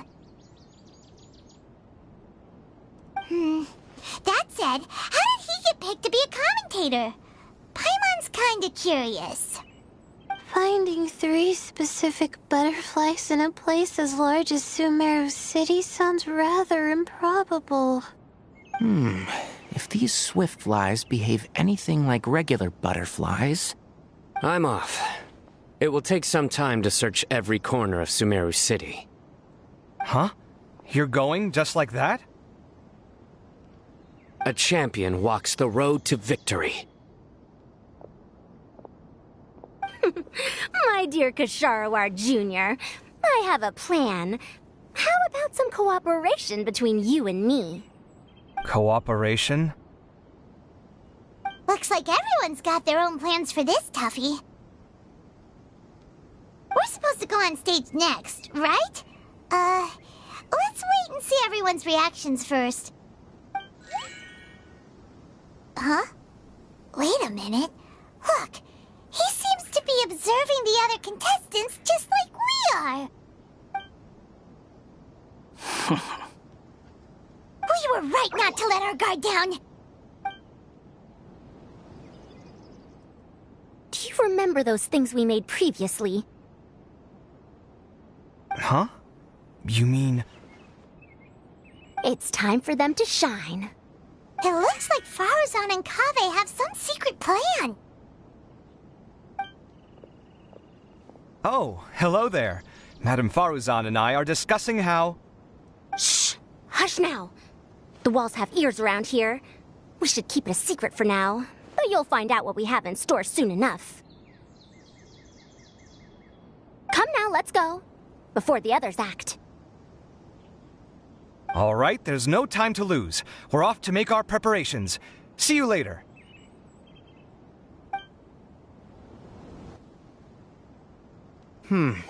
This is basically what I'll need. Do you think you'll have any difficulties? I have most of the reagents with me, and I can buy the rest. Kale, you're here too! Kainari, you have a master plan ready? My hypothesis is that the swift fly's morphological variations won't significantly affect their fundamental nature. So I'm planning on using this to lure them out. Of course, I could be wrong. Every mutation opens the door to new possibilities, especially when they are artificially introduced. Details will have to wait until after the post-experimental analysis. For now, Kale and I are going to buy some reagents for our experiment. All right, well, see you later. Okay, see ya!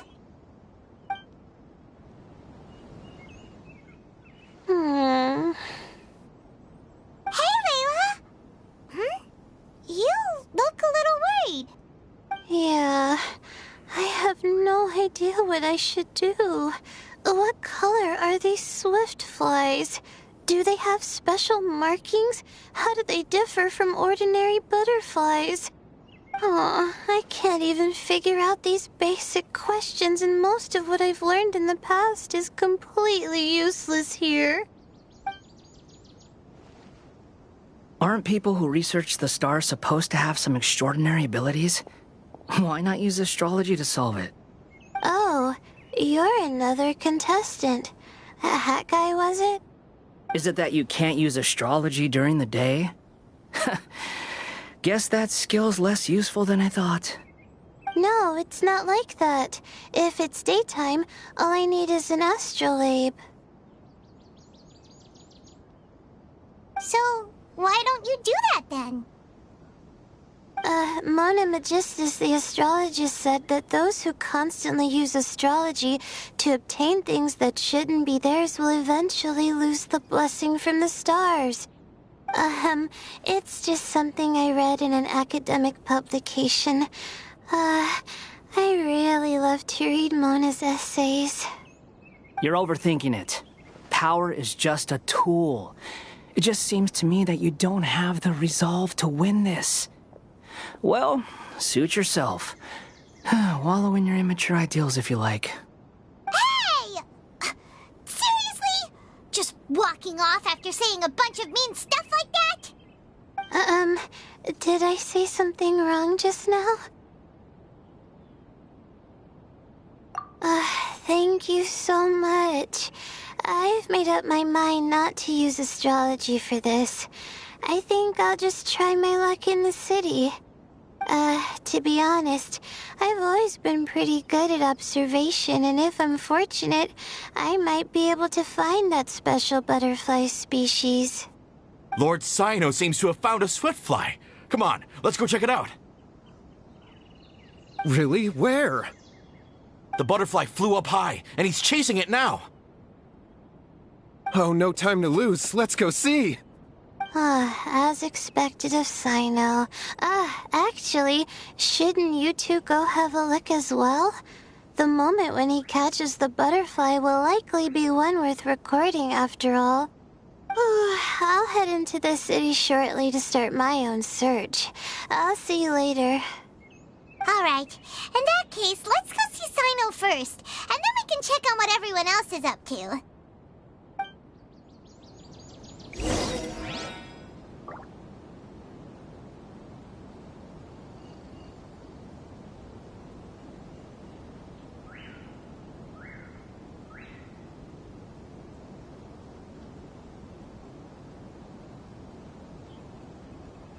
Huh. My intuition tells me that something very interesting is about to happen.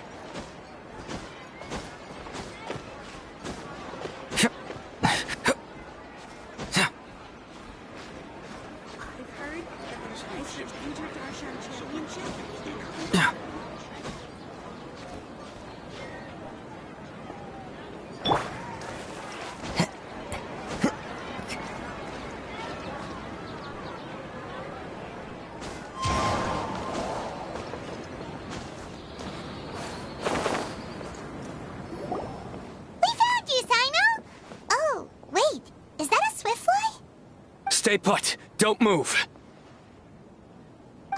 He caught it! Huh? Sino, what's wrong? This isn't what I'm looking for. It's a... Finally, I made it. I heard that you caught a swiftfly, Sino. Mind letting me see what it looks like? Hold on. Isn't this the mechanical bait that I released earlier? Why would you catch that instead of a swiftfly? Wait a minute. If we consider this from a different angle, isn't it a good thing that the bait you made was convincing enough to fool even Sino?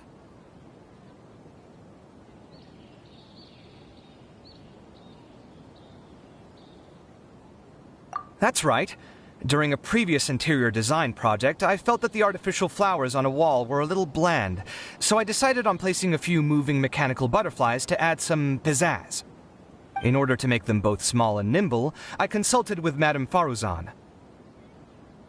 Not long ago, the two of us took all those mechanical butterflies and released them into the city. Why would you do that? Need you even ask? Young people these days really do need to get out more. Have you never played that game where you place strips of paper on a bamboo pole and wave it across a field of flowers to attract a whole kaleidoscope of butterflies? No, I haven't. Wait, so you're trying to... That's right. The butterflies within the city will mistake our mechanical bait for one of their own and follow them around. As long as we keep releasing and retrieving our bait, we can capture all the butterflies within the city. What comes afterward is just a matter of separating the swift flies from the others. Huh. Guess that's one way to do it. Do not underestimate the wisdom of your elders. I had already thought of this method the moment the round's rules were announced. Of course, we also owe much to this fine junior of mine here for making such lifelike butterflies. It seems that Kasharawar has not quite declined as far as I had thought in recent years. Their teaching skills at least seem to be intact.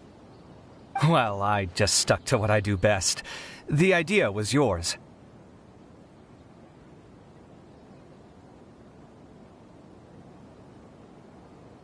No need to be so polite. Once we capture all these butterflies, we shall split the points for this round. Look, one of them is returning now. Huh? Wait a moment. Are my eyes deceiving me? Why don't I see any butterflies behind it? That's because there are none. Seems like your plan has hit a snag. Looks like the match continues. I'll be looking elsewhere. Huh. Strange. Has something else diverted their attention? Come, let's search in the direction the bait returned from. We'll go have a look too.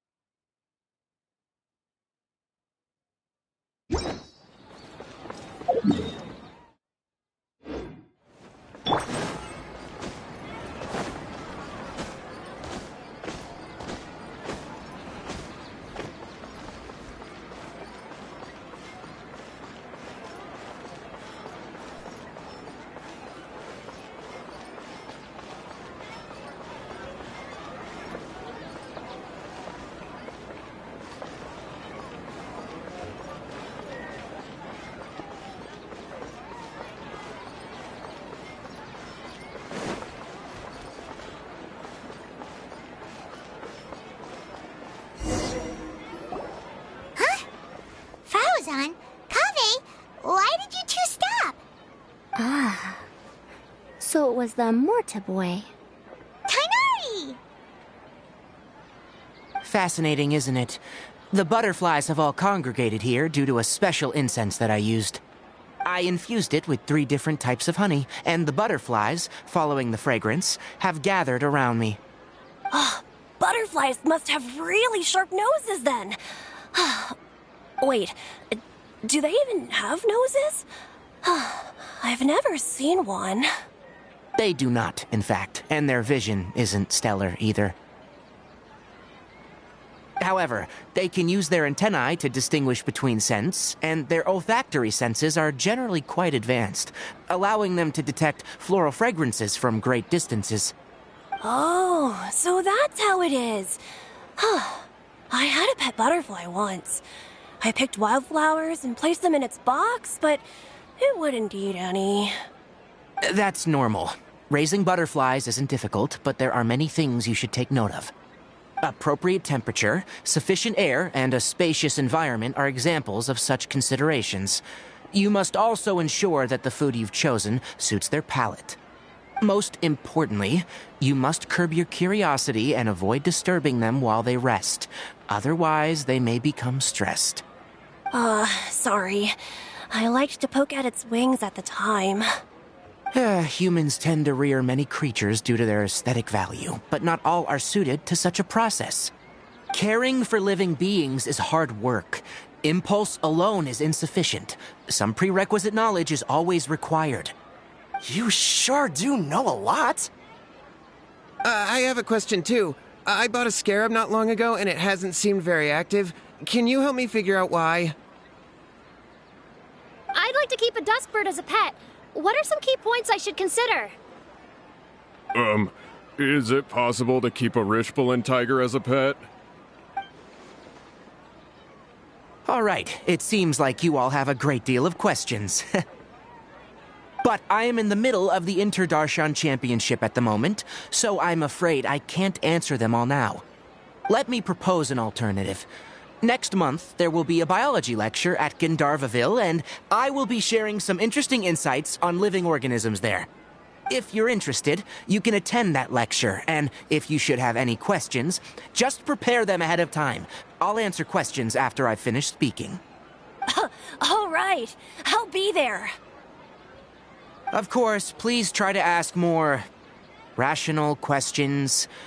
For example, whether you can raise a Rishbalin tiger as a pet or not is mainly dependent on whether you can overcome one in a fight. Looks like Tainari's science lecture will draw quite a crowd. Huh? Oh.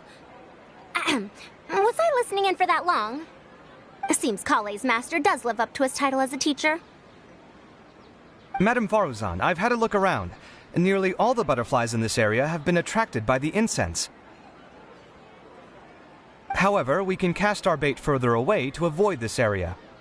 All right, then let's get moving. We shan't let all the butterflies get away from us if we can help it. Seems like the competition's really heating up. Let's go see how the other contestants are doing.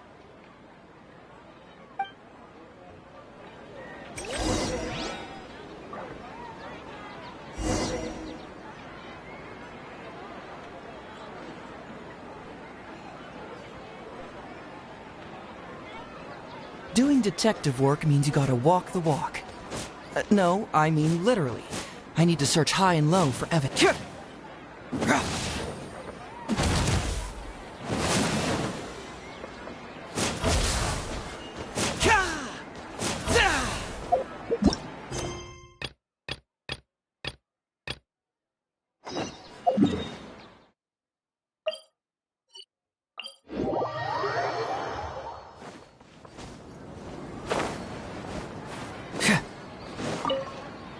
Excuse me. Have you seen any large shipments of goods leaving the academia recently?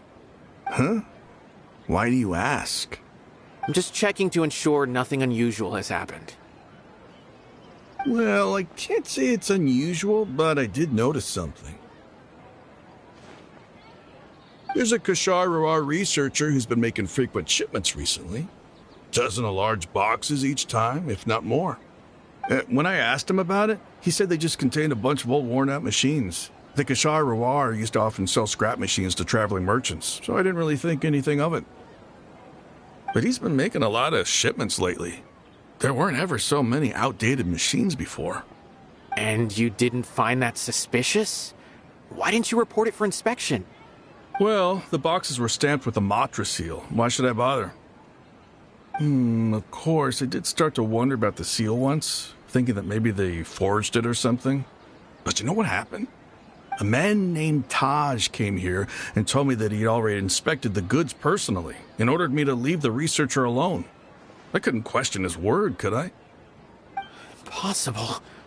There must be some sort of mistake. There's no way Taj would ever...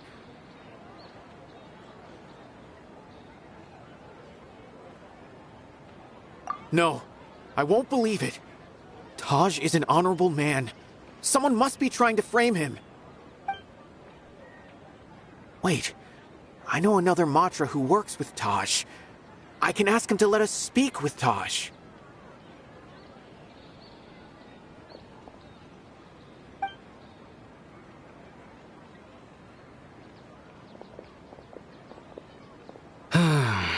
As I've already told you, I don't have any way to contact Taj. A few Eremites showed up looking for Taj yesterday, and he met with them in his office. I was standing outside of the door, and I vaguely heard them say, "Found it." Before I realized it, the door opened, and Taj left with the group of them. I noticed that he had also changed into Eremite attire. But Taj didn't come to work today, so I've also started to feel a little concerned about the whole thing. If you'd like to speak with him, maybe you can try visiting his home. He lives just on the outskirts of Sumeru City. A group of Eremites? Could Taj really be the one making all the canned knowledge? No way. Taj is just like Sino. They're considered heroes among the Matra. There is no way that he would...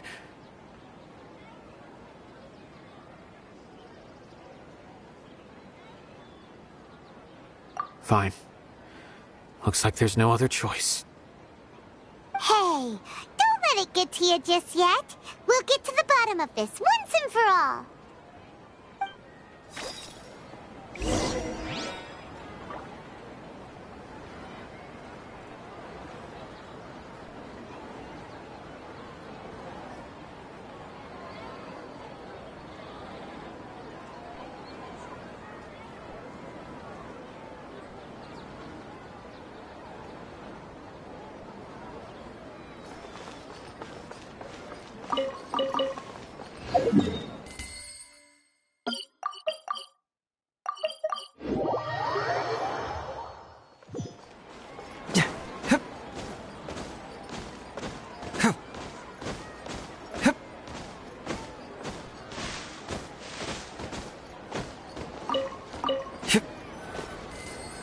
So, this is Taj's place. There doesn't seem to be anyone here. Well, what should we do then? Do we break in? No. Wait, the door's unlocked. Did Taj leave in a hurry? Well, anyway, we're still not sure if he's the real culprit. Probably not a good idea to go in without permission.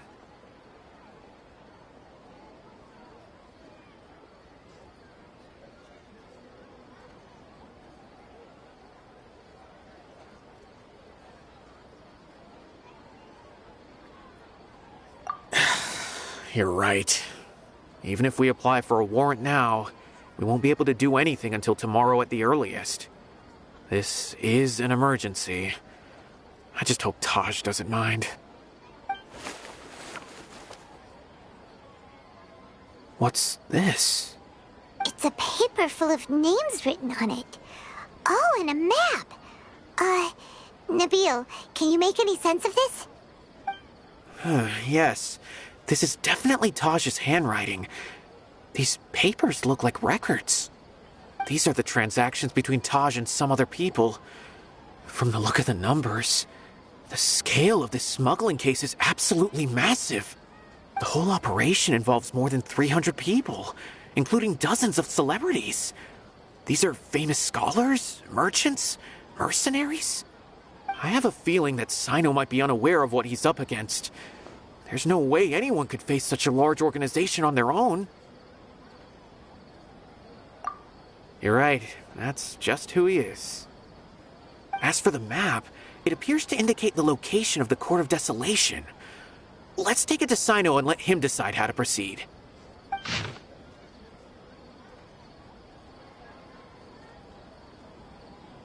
If Taj really has turned on his honor and committed these terrible acts, then I suspect that he might already be at the Court of Desolation as we speak.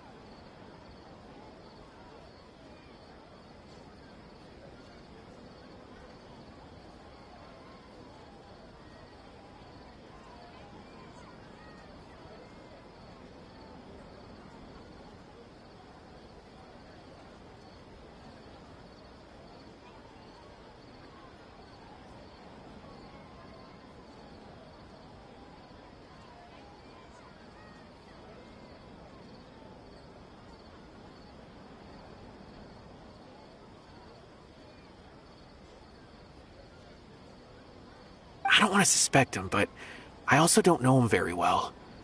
Maybe Sino will know what to do.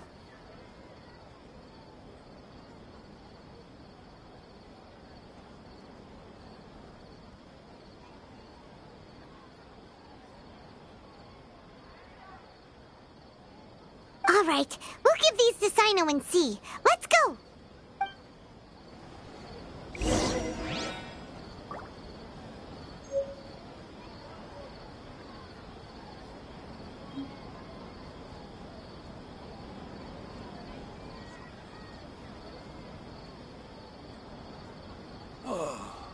I have bought too many rugs.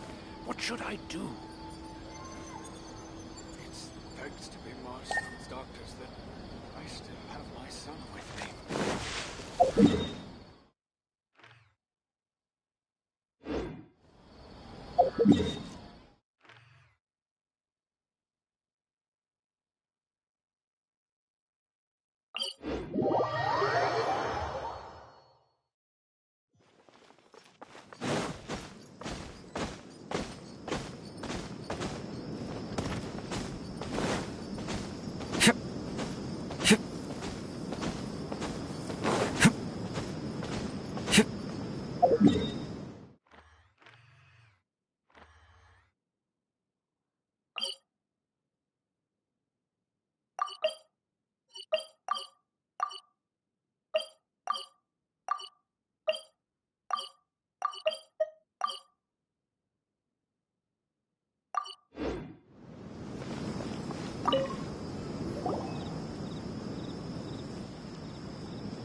Well, Sino, what do you make of it? Taj. It's been a while since I last saw him. From what I remember, he is a straight-laced man. Although he would resort to extreme measures from time to time, he would never do anything against his beliefs. So do you think he's the one behind all this? I'm still not sure. I cannot imagine how devastating the incident with Mortada was for him. Nor can I deny the possibility that people can change. Whether it's out of love for his son or for other reasons, we have to see for ourselves to judge him. Or rather, the person he's become.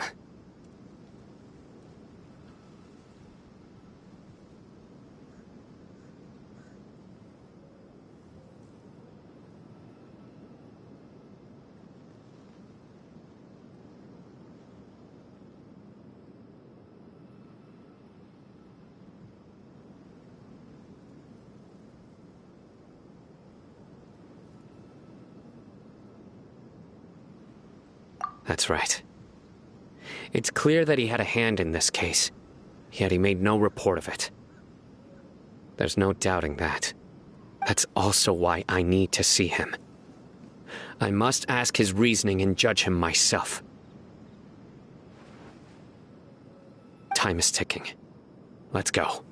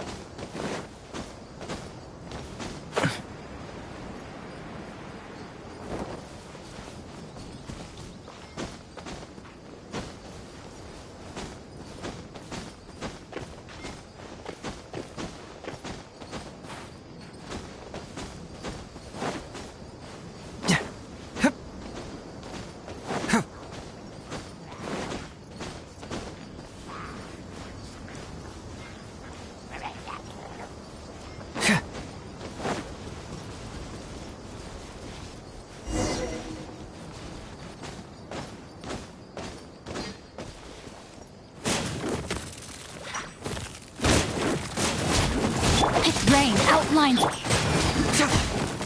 Fracture!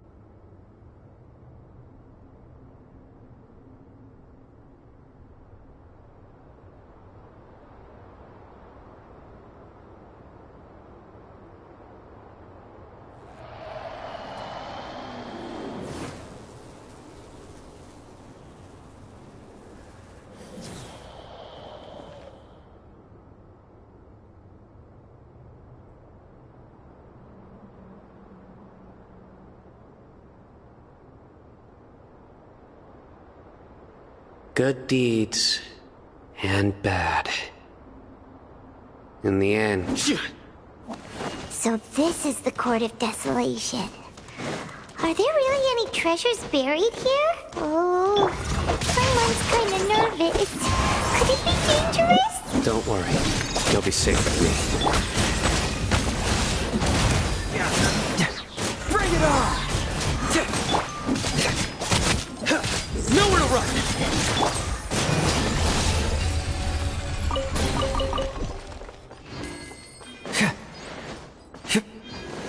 Look!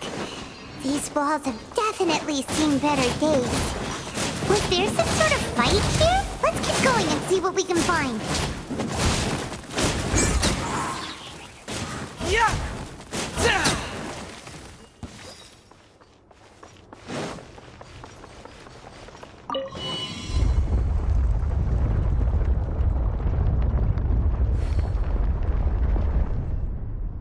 Whoa! Is it just Paimon? Or did that passage we just rotate. It's not gonna start moving again, is it? Either way, we should be careful.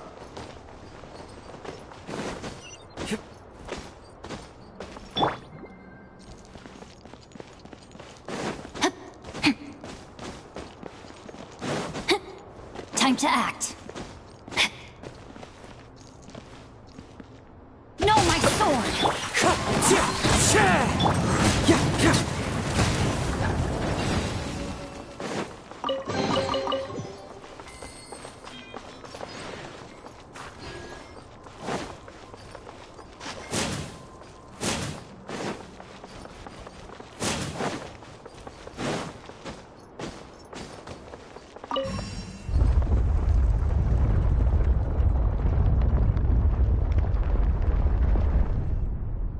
A passage! Hopefully that's our way in. That eye seems to be staring right at us. This place gives Paimon the creeps. You go first.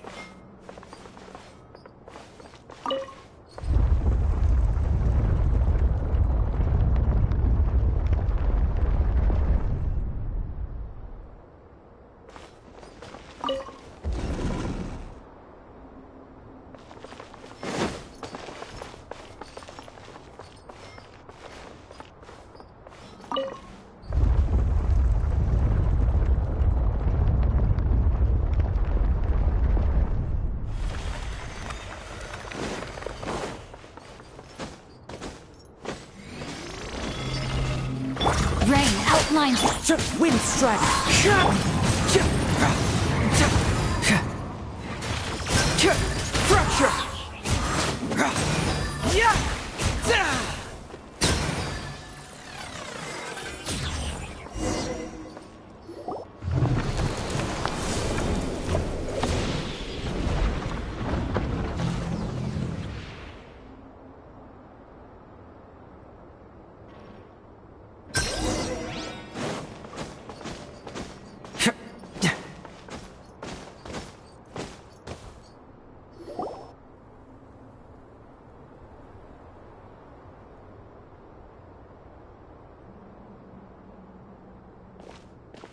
Tosh.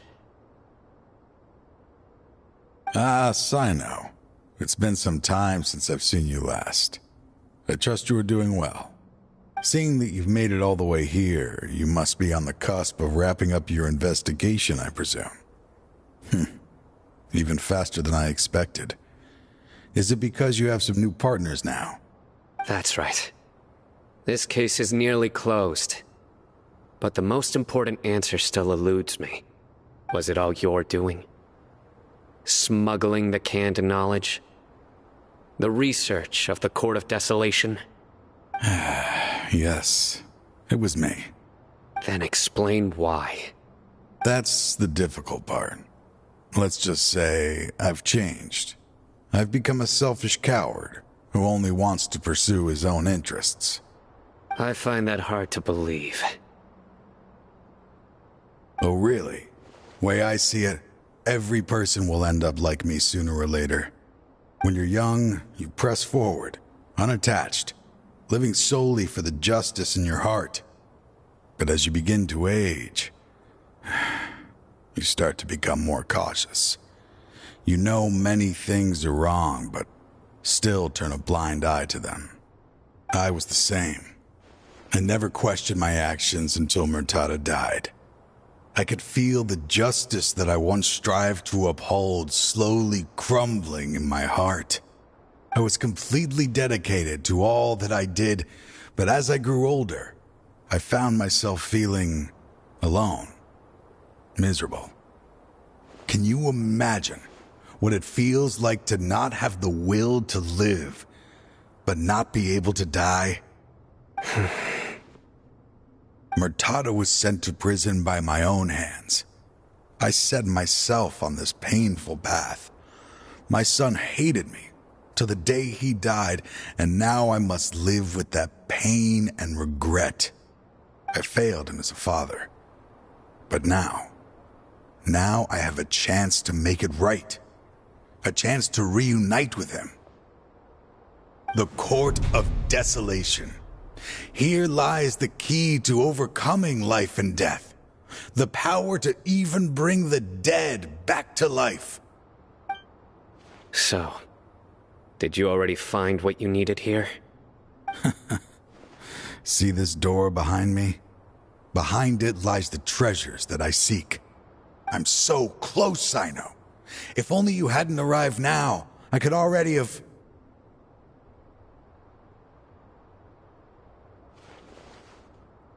Enough conjecture.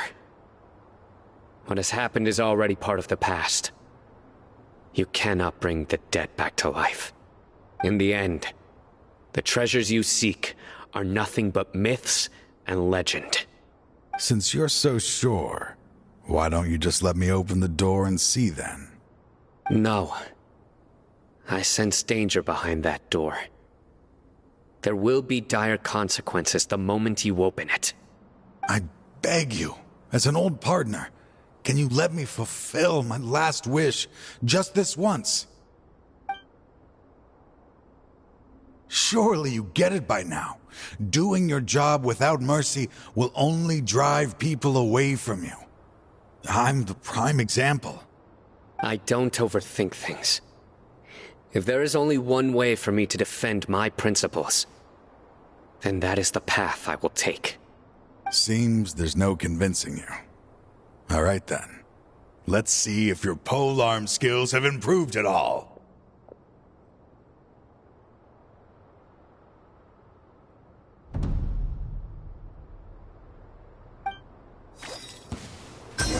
This power is mine.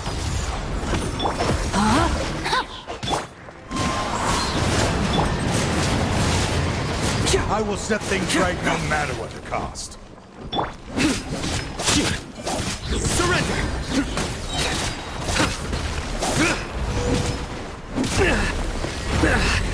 Well played.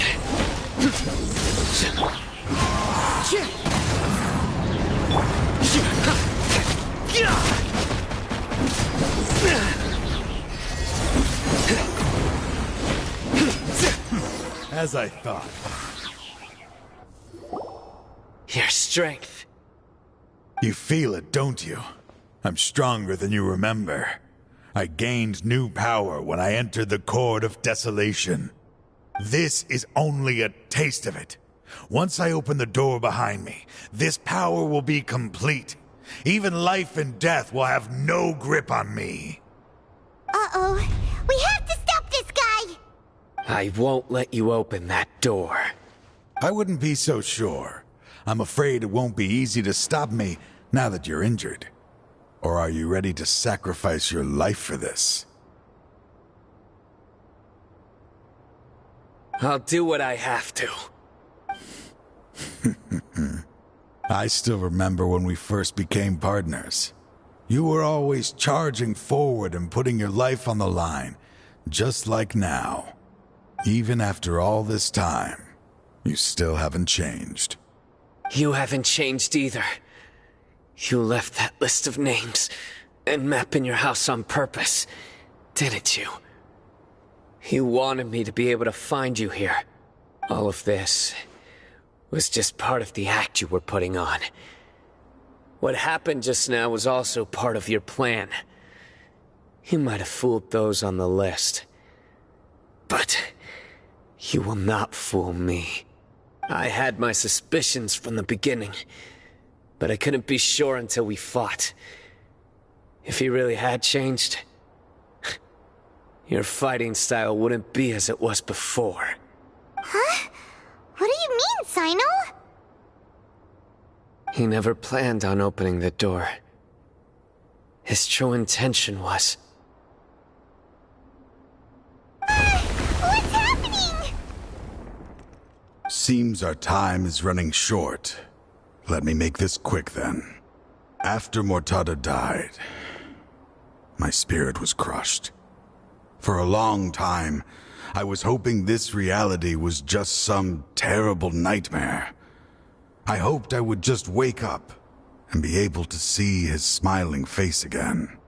That is when I was approached by someone who wished to collaborate and find the Court of Desolation together. I did some investigation of my own and discovered they were part of a massive organization. People from every walk of life are involved. They are relentless in their search, pouring countless mora into secret research, even sacrificing lives in hopes that the Court of Desolation would appear. No wonder banning the research wasn't enough. A full-scale operation was already in motion. I'm a flesh and blood human like anyone else, so I obviously hesitated and considered it. The thought of bringing my son back tugged at my heart, but in the end, I came to my senses. I knew that I could not let myself go down that path. I suddenly came to a realization amidst my suffering. The Court of Desolation, a place that once drove people to tragedy, was still doing so even centuries later. As long as this place exists, people will recklessly seek it out, just as Mortada did, generation after generation, regardless of the cost. Let it be buried beneath the sand forever. Once the Court of Desolation is gone, there will no longer be anyone obsessed with seeking it out.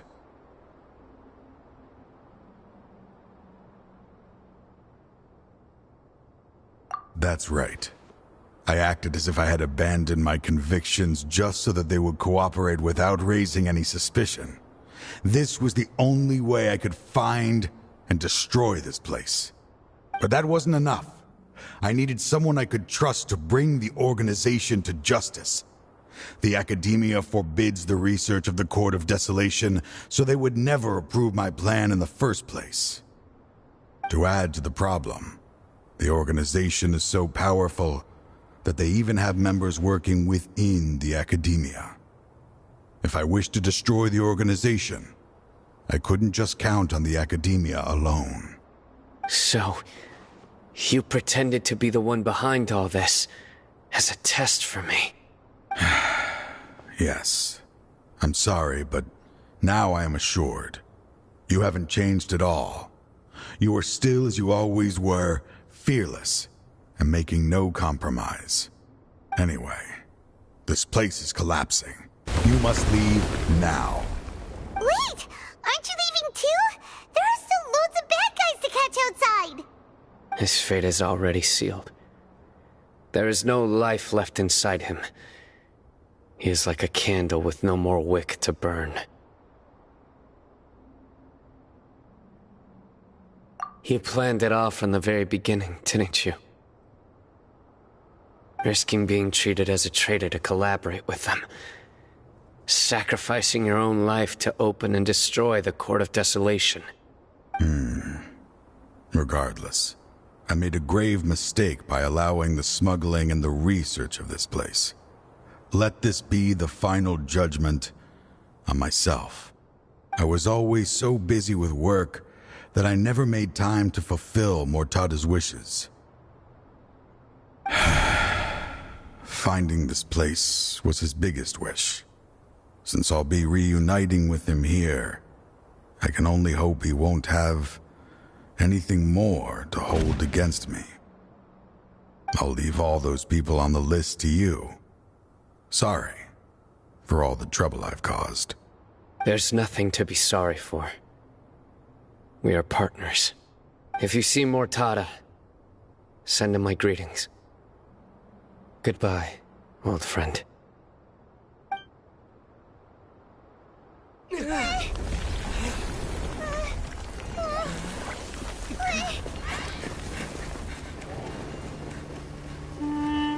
Dad, why are they so strict with me? I'm always the only one who gets in trouble.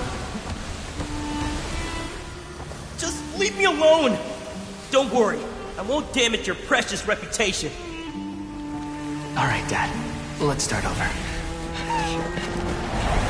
By the way, I finally found an area of research I wish to pursue. Why can't you show even a little leniency?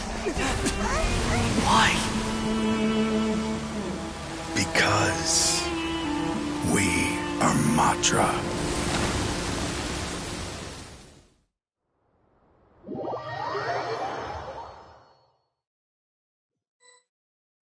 Huh? The Court of Desolation has... Just as Taj said, that place had caused too many disasters and tragedies. Being buried in quicksand is its rightful end. To them, as long as there's Mora to be made, they will disregard the Academia's rules, whether it's the Court of Desolation or anything else. Their only goal is to make massive profits off of dangerous research. Taj may have set them back with the Court of Desolation, but it won't be long before they continue searching for another target. That's an opportunity that I will not let them have. We'll help too. Thank you, but you've already done enough. Just leave the rest to me. I will bring them to justice myself. Besides, I promised you that I would sweep away any potential danger. So, that's what I'm going to do. Wait for me at Caravan Rebob 4 days from now.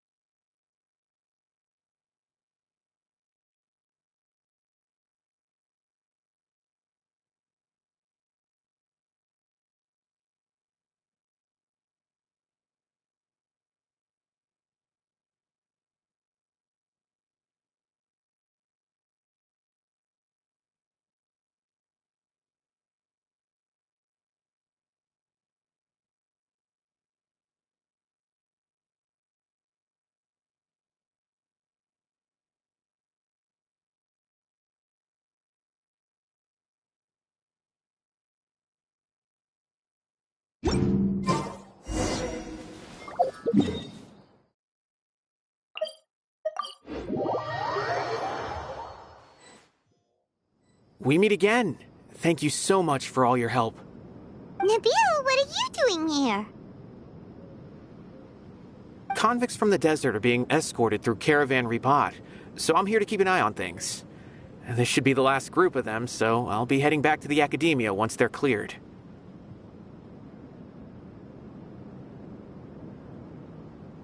The last few days have been quite the ride, but fortunately, I can say with confidence that this case is finally coming to an end. At first, the mercenary groups on the list were putting up quite a fight. They made several desperate attempts to cover up the truth. However, Sino crossed the desert and took out their main camp overnight. After that, people on the list started to put pressure on the higher-ups within the academia. Everyone was on edge, and the case came to a standstill. And? Then what happened? Well, then we received word that Taj Rudkani had sacrificed himself on the case. The news really stirred up the members of our ranks. The Matra then moved together against the enemy. We cleared out the traitors from within the academia and arrested all the researchers on the list. Some of them managed to get out of the academia, but still failed to escape. The scattered criminals were captured by Sino all across Sumeru. I even heard that someone was about to escape to Fontaine, but was still apprehended just at the border. Having more than 300 prisoners apprehended for interrogation has definitely shaken things up recently. Is Sino alright? He didn't get injured, did he? He seems fine, but nobody knows the real situation. He brought over 300 suspects to judgment all on his own. Among them were even some of our former colleagues. Not just the criminals are afraid of him. Even we start feeling a little nervous when he's around now. But even if we start feeling all self-conscious, thinking if we've done anything wrong, we're still always honored to have Sino around. By the way, are you guys here to see Sino? I think I just saw him walking in that direction when I was on watch nearby. He was walking with someone I didn't recognize, and then before I knew it, they were nowhere to be seen. If you happen to see him, please send my regards. Sure thing, Nabil. You be careful too. Don't let any of those bad guys escape. Don't worry about me. If anything happens, you can find me at the Academia anytime. Farewell then.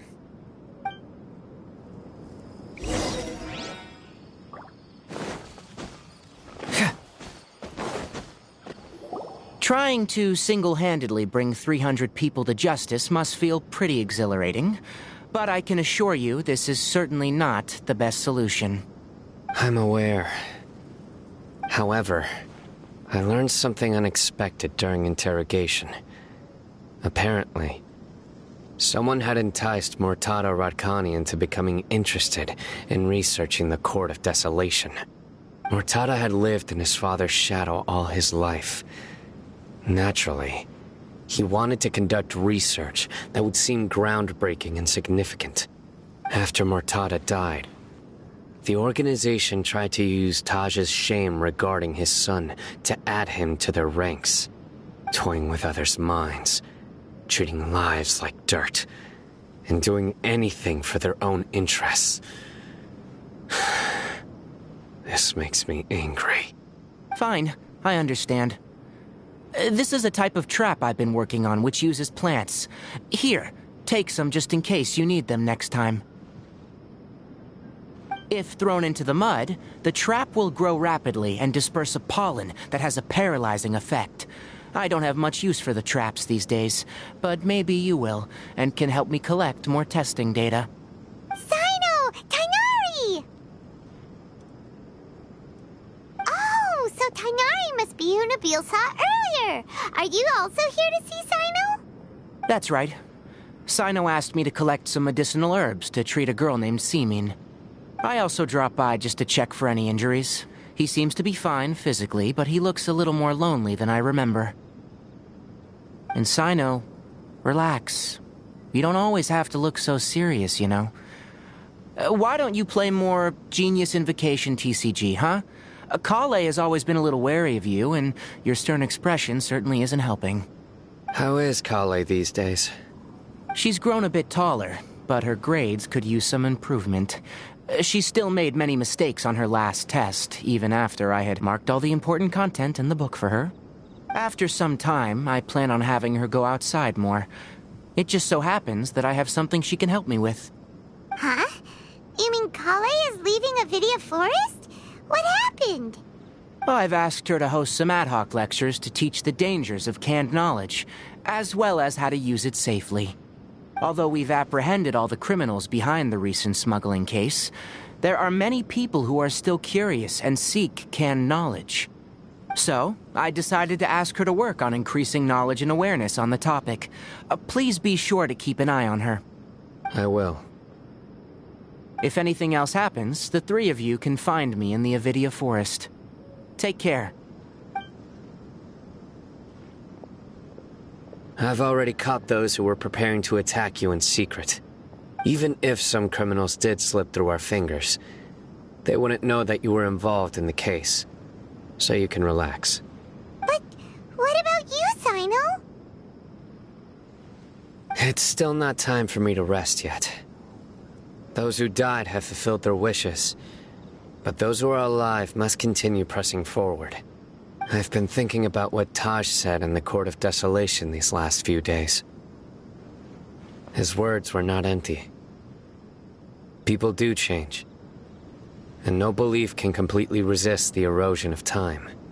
I just hope my own change will come slowly, so that I can press on a little further. That way, those who see me as their superior, and those who are following in my footsteps, will learn courage from my example, just as I gained courage from my own superiors, and my partner.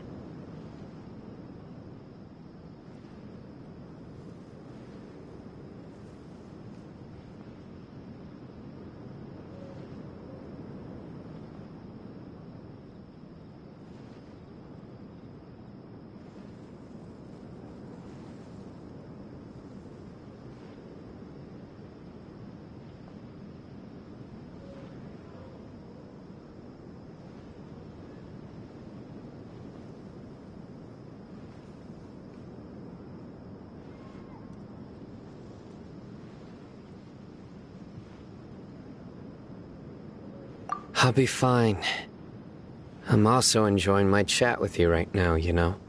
There are many things I feel better about once I start to talk about them.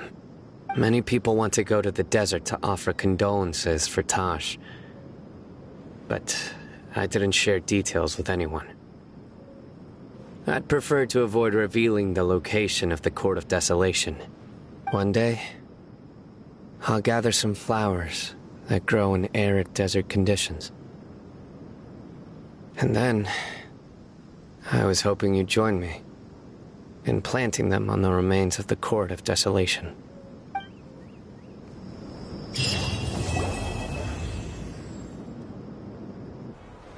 Hey, Dia, you're back. Are these two friends of yours?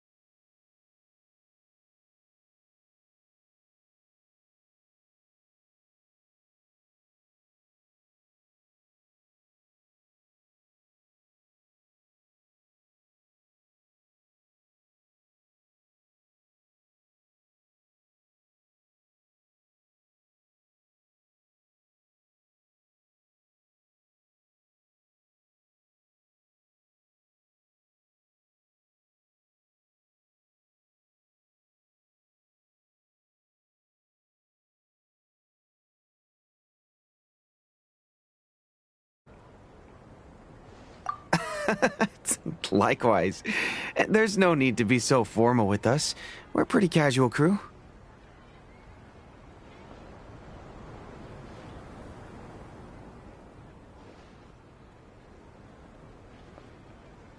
Anyway, since we've got a newcomer, let me fill you in on what the Khan al-Ahmar's been up to lately. They've become extremely aggressive. Apparently, even their own now have become acceptable targets.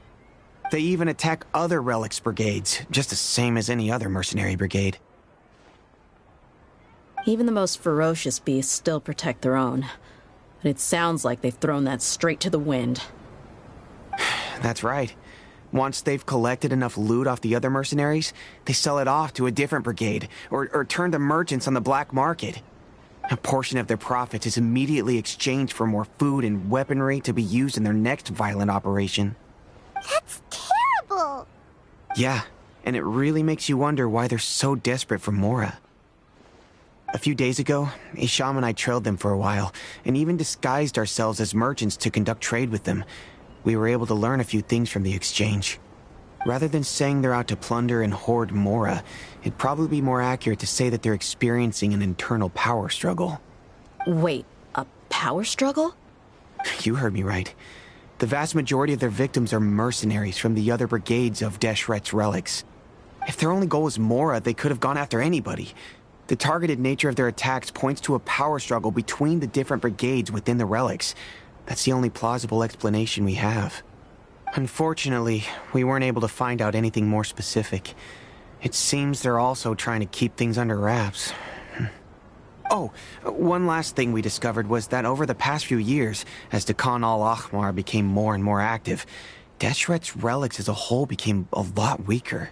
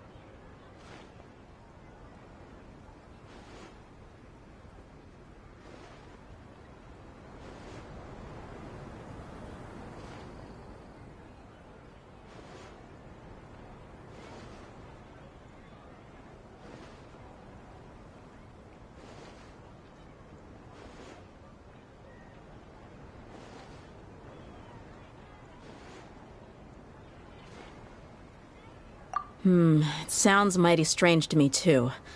Harun, you can leave the rest of the investigation to us. Gotta say, though, I didn't expect you to go on a whole undercover mission during the few days I was gone. Sounds like you were really putting your necks on the line, no? Nah, it was nothing. We're just as concerned about the situation as you are. The Khan al-Ahmar is your father's crew, after all. What he said. Besides, Dia, haven't you done more dangerous things than all of us combined? What we did is nothing compared to your experiences. Yeah. And while they went to talk with Khan al-Ahmar, I took a look at the last camp they attacked. Any survivors of the attack were already long gone. There was nothing of value left in the camp. Ah, Hisham and Khalaf. You're here too. We rushed over as soon as we saw you come into Caravan Ribat. Although this new friend of yours looks a little green behind the ears, I'm sensing a special vibe from him.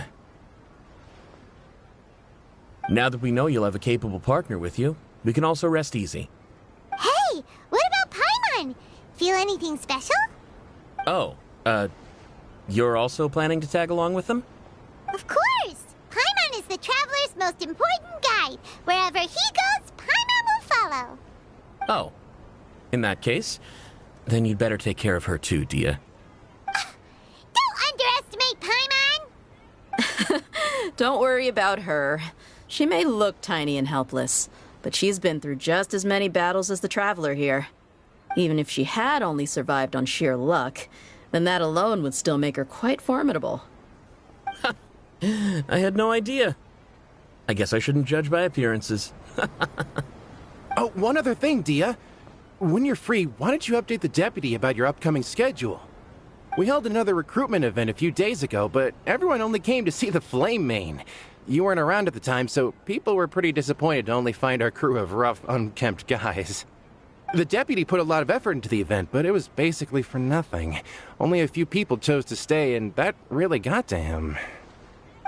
Sorry to hear that. I'll be sure to bring him some great liquor next time. I left in a hurry, and I couldn't make it back in time for the event. Gotta admit, I can understand their disappointment, though. You're our brigade's main selling point, after all. Now, if only the deputy could figure out a way to bring a few more smoking hot members into our ranks. Keep dreaming.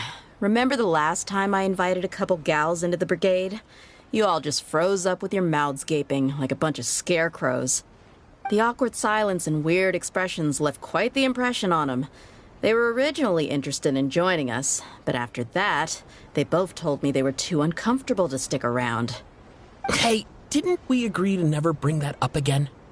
Huh? Wait, are you serious? Why have I never heard about this? I don't think you were part of the brigade yet. Are you kidding me? I missed a once-in-a-lifetime moment like that and you weren't even gonna tell me? All right. We can tell you about it later. Now's not the time. Hey, don't you try to change the subject. You and Hisham get your butts over here and tell me everything right now.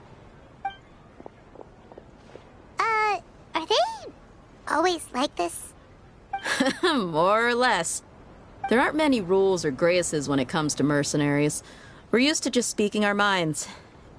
If someone starts getting under your skin, you just yell right back at them. And if that doesn't put an end to it, then you just challenge them to a fight. But we also don't tend to take many things too seriously. Being direct and getting it all out of your system as soon as things come up is better than keeping everything bottled up, never talking about it. That's also why I never spare their feelings when I talk to them.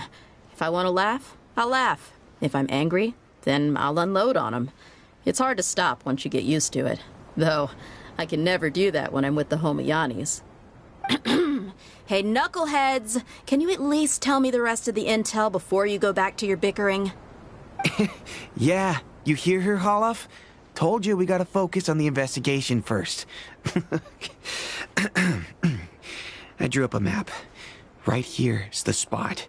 There you'll find the merchant caravan responsible for getting rid of the Khan al-Ahmar's looted goods. All you gotta do is wait and ambush them in the evening. They'll have no idea what hit them. Perfect. Thanks for that. Be sure to pass my regards to everyone else in the brigade as well. Will do. You stay safe, Dia.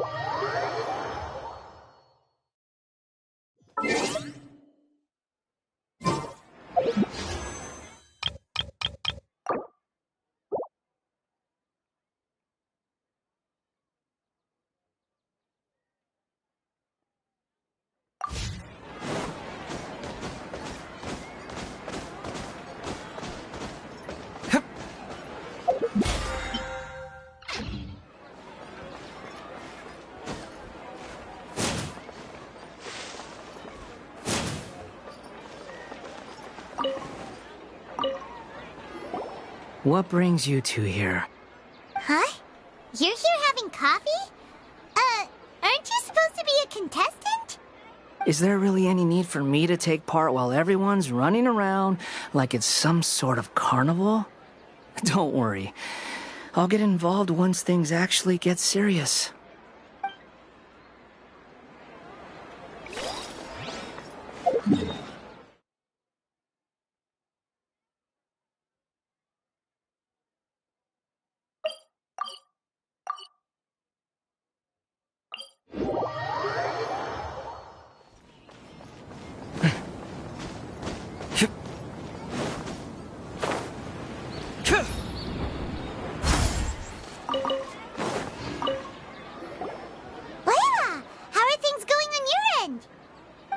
I've been searching for quite a while now, but I haven't seen any sign of the swiftflies yet.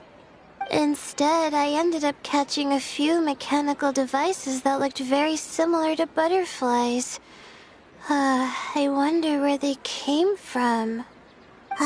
Looks like Baruzan and Kave's devices are everywhere now. I'll keep up the search. That said, I've noticed that a number of butterflies in the city has already decreased a lot compared to when the event started. Probably because the other contestants are coming up with their own ways to catch butterflies. Alright, I'll do my best too. Huh? What's this? Oh, what a coincidence. I guess I just need to catch it now, right?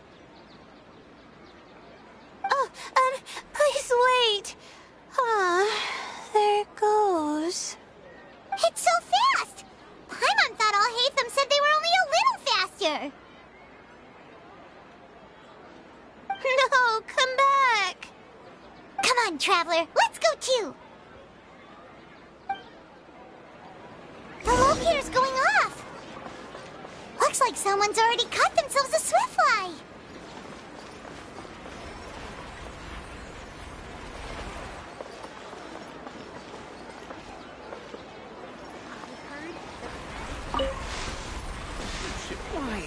The locator's going off again! I don't get it. So, someone else finished too? That would mean that the one Layla's chasing is the last swiftfly!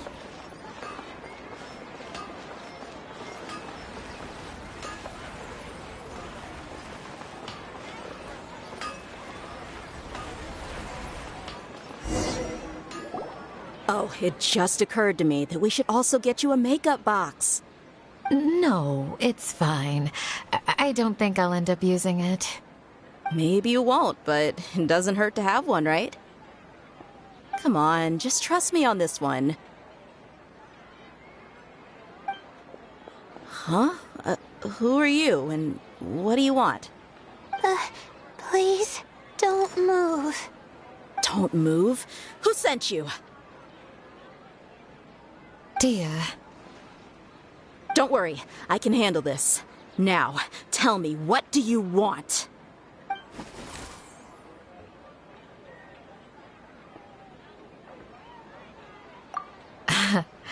I believe she's looking for this. Here, take it. A butterfly? Was it on my head? Oh, you're... It's been a while, Layla.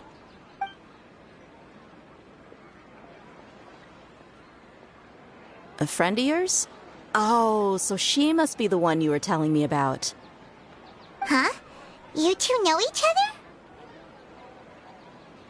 Oh yeah, it has been some time. The first time I ever woke up after sleepwalking, I somehow found myself in Aru village. Candace was the one who took care of me then. That's right. She didn't look well, so I gave her something to eat. She said a lot of complicated things about astrology, the night sky, the stars. Not sure I understood it all, but it sounded pretty enchanting. Right. Do you still want this butterfly? It seems like you were chasing it all the way here. It's of little use to me, but if you don't want it, I can release it. Just let her have it. It's no big deal. The Swiftfly was flying so fast, but you were able to catch it like it was nothing, Candace. Oh, it didn't seem that quick, really. I was actually worried that I would injure it. But I'm glad that didn't happen. Anyway, sorry about the butterfly thing. With the way you suddenly came running over like that, I thought you were hired to take us out or something. Huh. On second thought, I guess I've never seen an assassin that looks tired with dark bags around their eyes. Oh, you must be taking part in the championship. Take it from me. Don't let it stop you from getting some rest. I'll do what I can. Thank you. We'll be on our way then. See you later. Alrighty, let's bring the Swiftfly back together with Layla.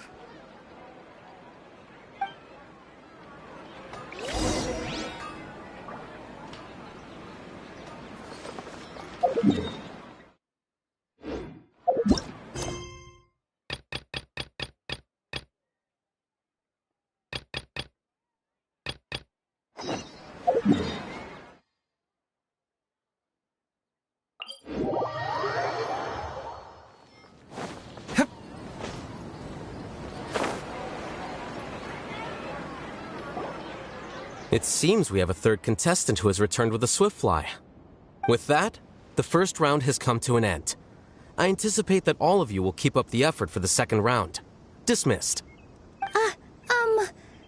Your closing statement sounded so... how do I put it? Decisive? Well, you could certainly stand to try being more decisive, Nilu.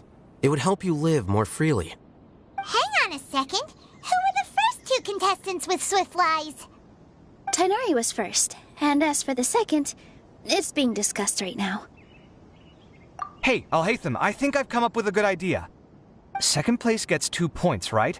Can't Madame Faruzan and I split the points between us? Quite the imagination you have there. I've read the championship handbook from cover to cover, and I never saw any rule which permits that. Then we can just add a rule. Do you really think I'd do that? Oh, come on, you're not going to stand in the way of my victory, are you? Well, you're free to send the organizing committee an application outlining your naive proposal. They'll get back to you within 3 working days. 3 working days? It'll be too late by then. Unfortunately for you, even dreaming is gonna cost you. Paimon gets it now. Kaveh and Faruzan found the second Swiftfly together, but the rules say that only one person can get the points. Oh well, the rules are the rules. Since you call me madam and politely ask for my help, I shall give you these points. So I'll put the points under Kaveh's name then? No. If I take these points, won't that only detract from your contributions, Madame Faruzan?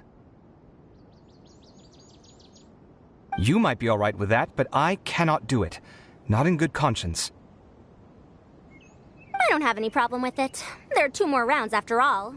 Losing one isn't a major setback. But if you insist, I have another method. We can draw lots to see who will receive the points. Lots, huh? What?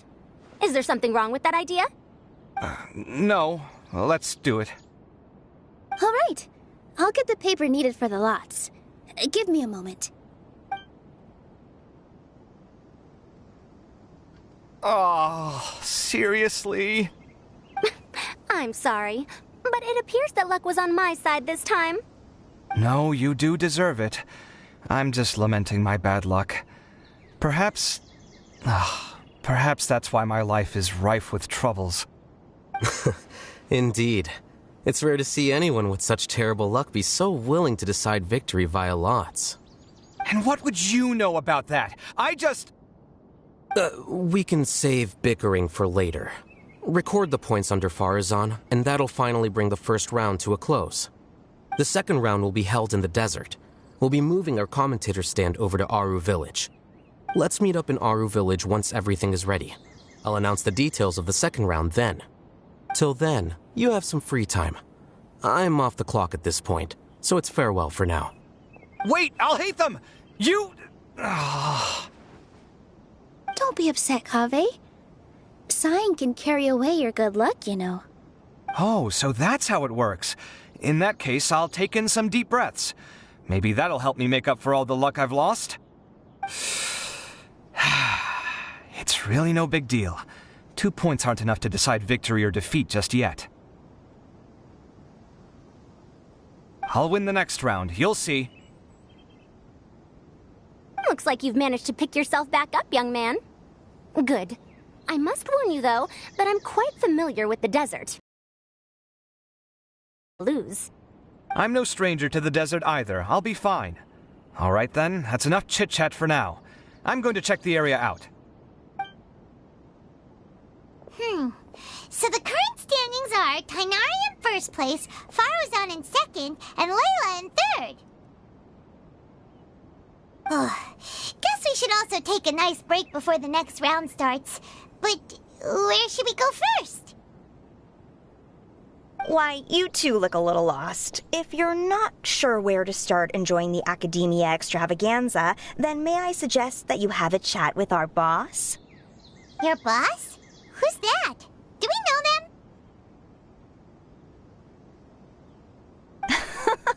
Well, only the most famous merchant in all of Sumeru, Lord Sangamo Bay. Oh, you mean Dory! You two that she'll be waiting for you at Sumeru City's North Gate.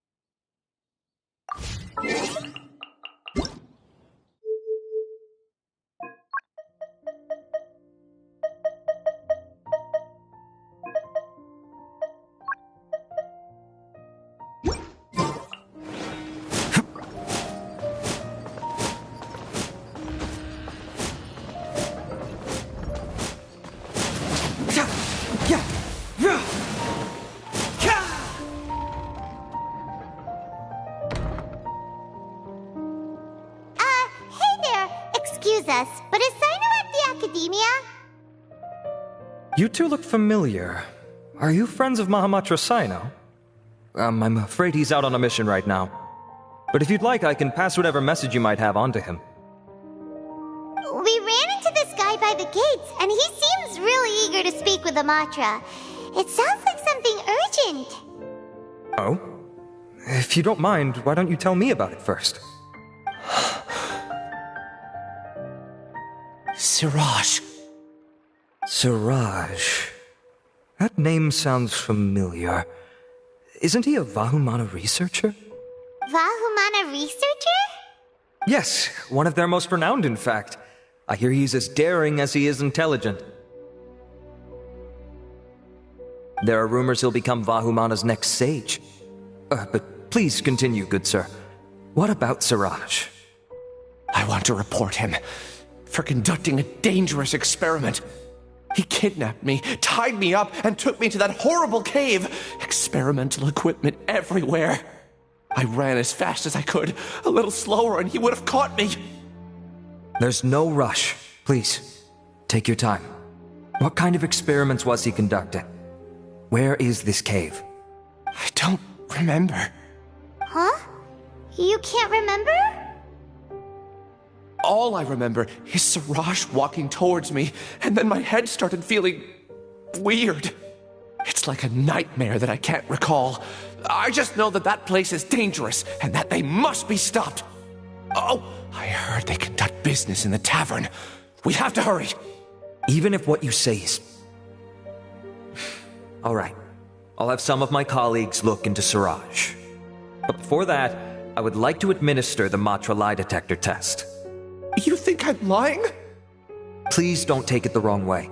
This is just standard protocol. Sorry, but can you two wait out here a little while? We'll be back soon.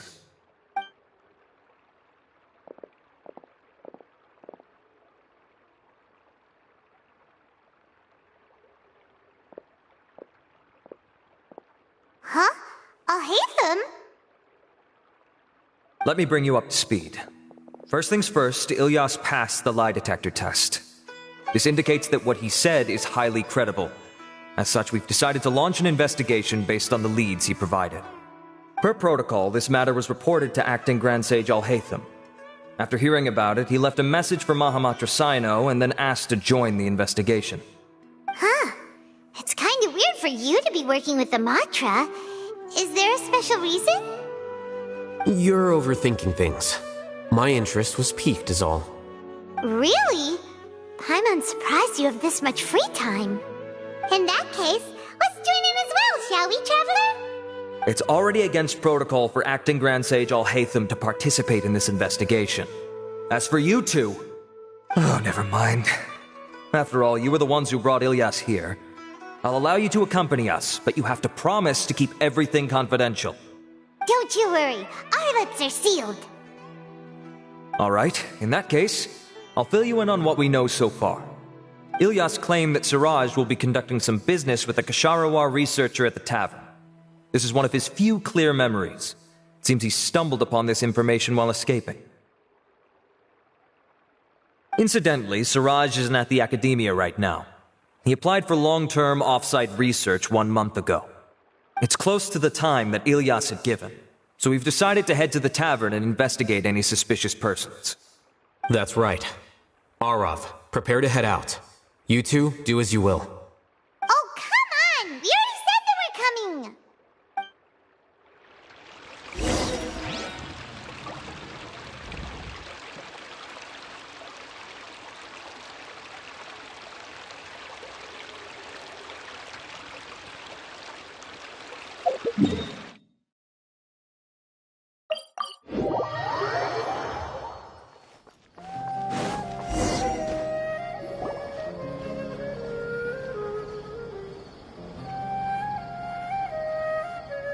We're here, Acting Grand Sage Al-Haytham.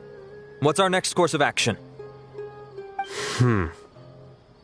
Acting Grand Sage Al-Haytham? Looks like you haven't read any memos lately. The new Academia decree clearly states that even a sage doesn't have the authority to interfere with the Matra's actions during an ongoing investigation. If your superior were here, he wouldn't be asking me what to do. Instead, he'd be telling me to stay out of the way. You're right. Understood. Then please wait here as we lock down the perimeter and search for suspicious persons. Ilyas, please stay here. Acting Grand Sage Al-Haytham, I'll have to trouble you with the protection of our primary witness. Sure. Though I'd rather he just protect himself.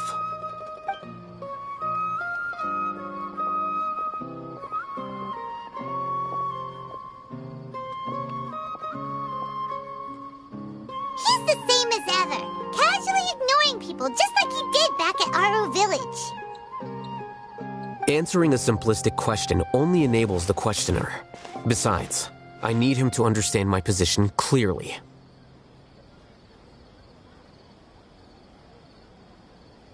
Arav has just as many doubts about my coming along as you do.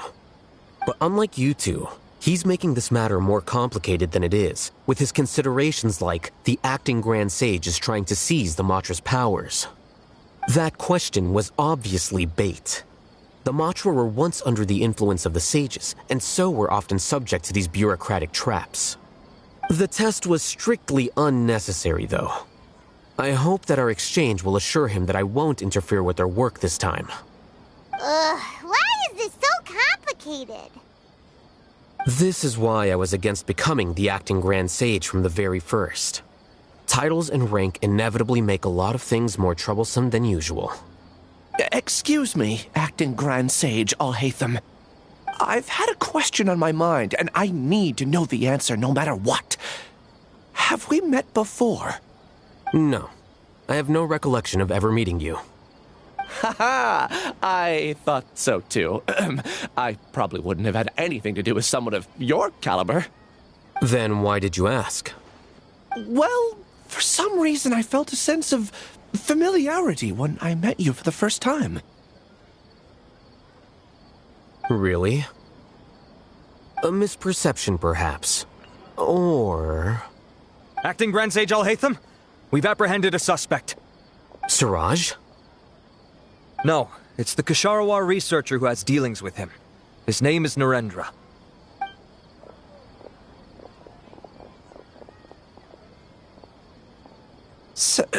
Acting Sage Alhaitham? Wait, can someone please explain what's going on? I admit that I did steal some mechanical components from the lab and sell them, but does something like that really warrant the personal interest of the Acting Grand Sage? What have I gotten myself into?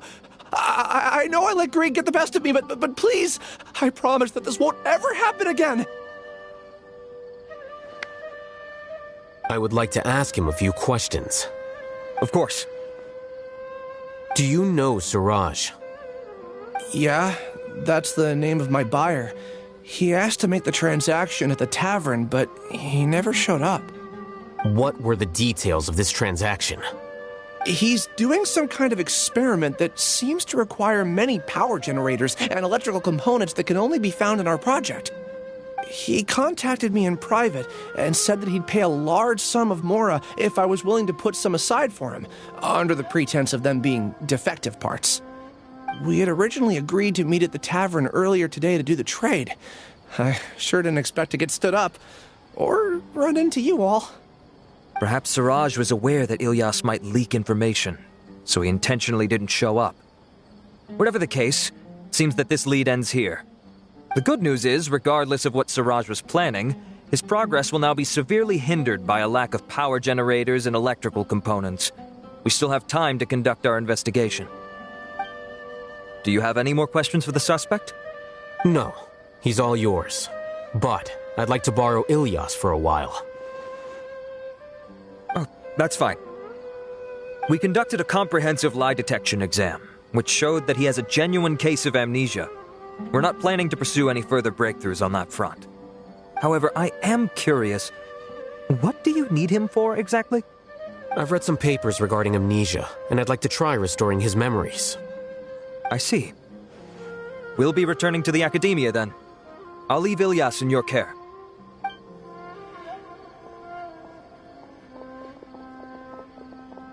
Follow me.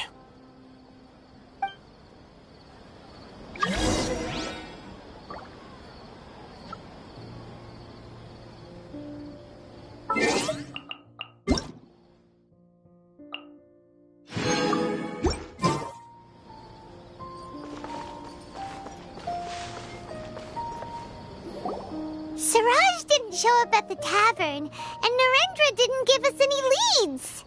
Ugh, that means we're stuck. Oh, Hatham, are you serious about seeing things through? Paimon's pretty surprised that you're this interested in the case. I thought you would have guessed the reason by now. Huh? Paimon has no clue. Hey, do you know?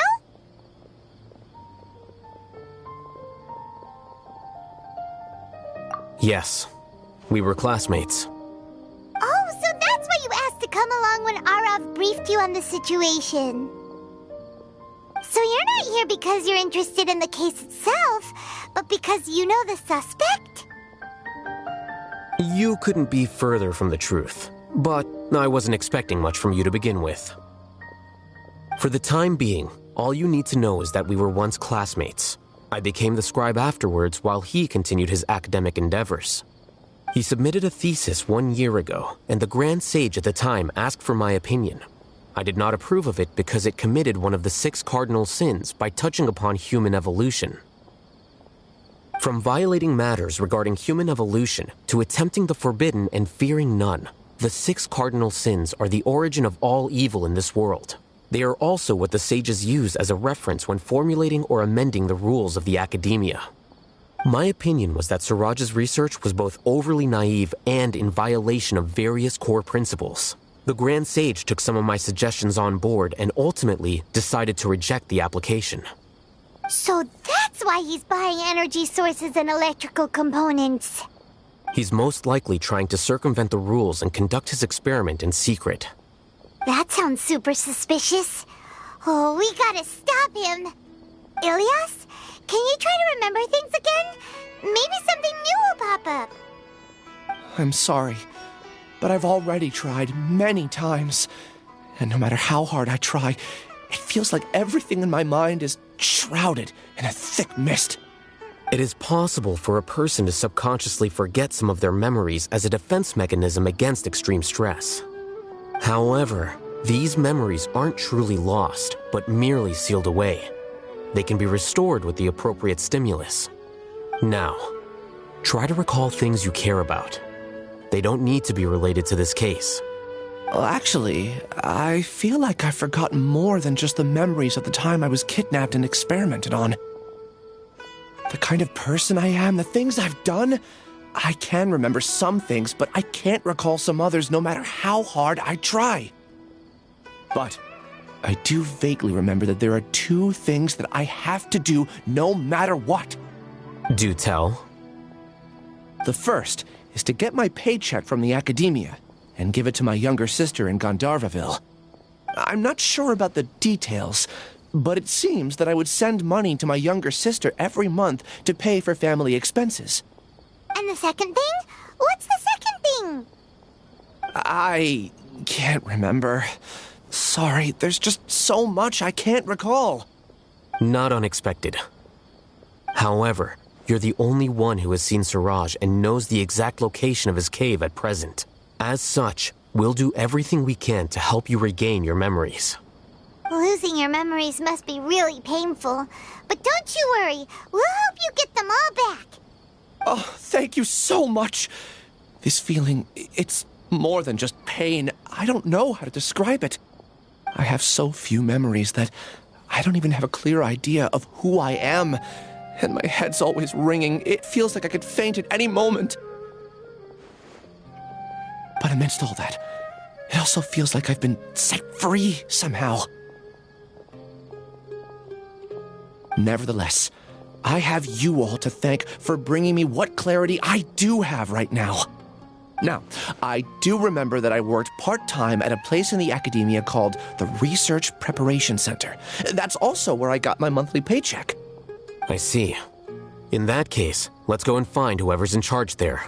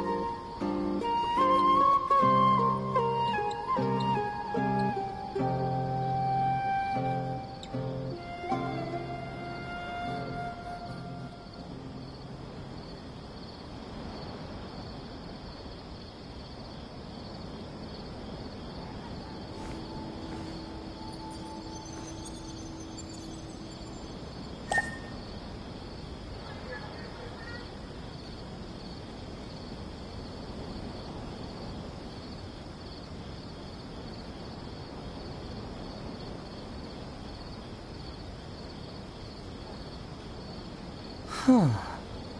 My intuition tells me that something very interesting is about to happen.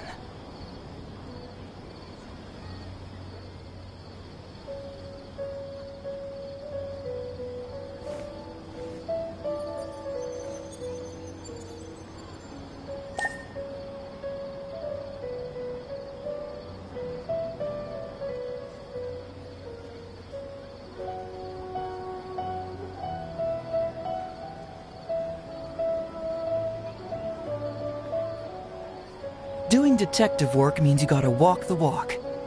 No, I mean literally. I need to search high and low for evidence.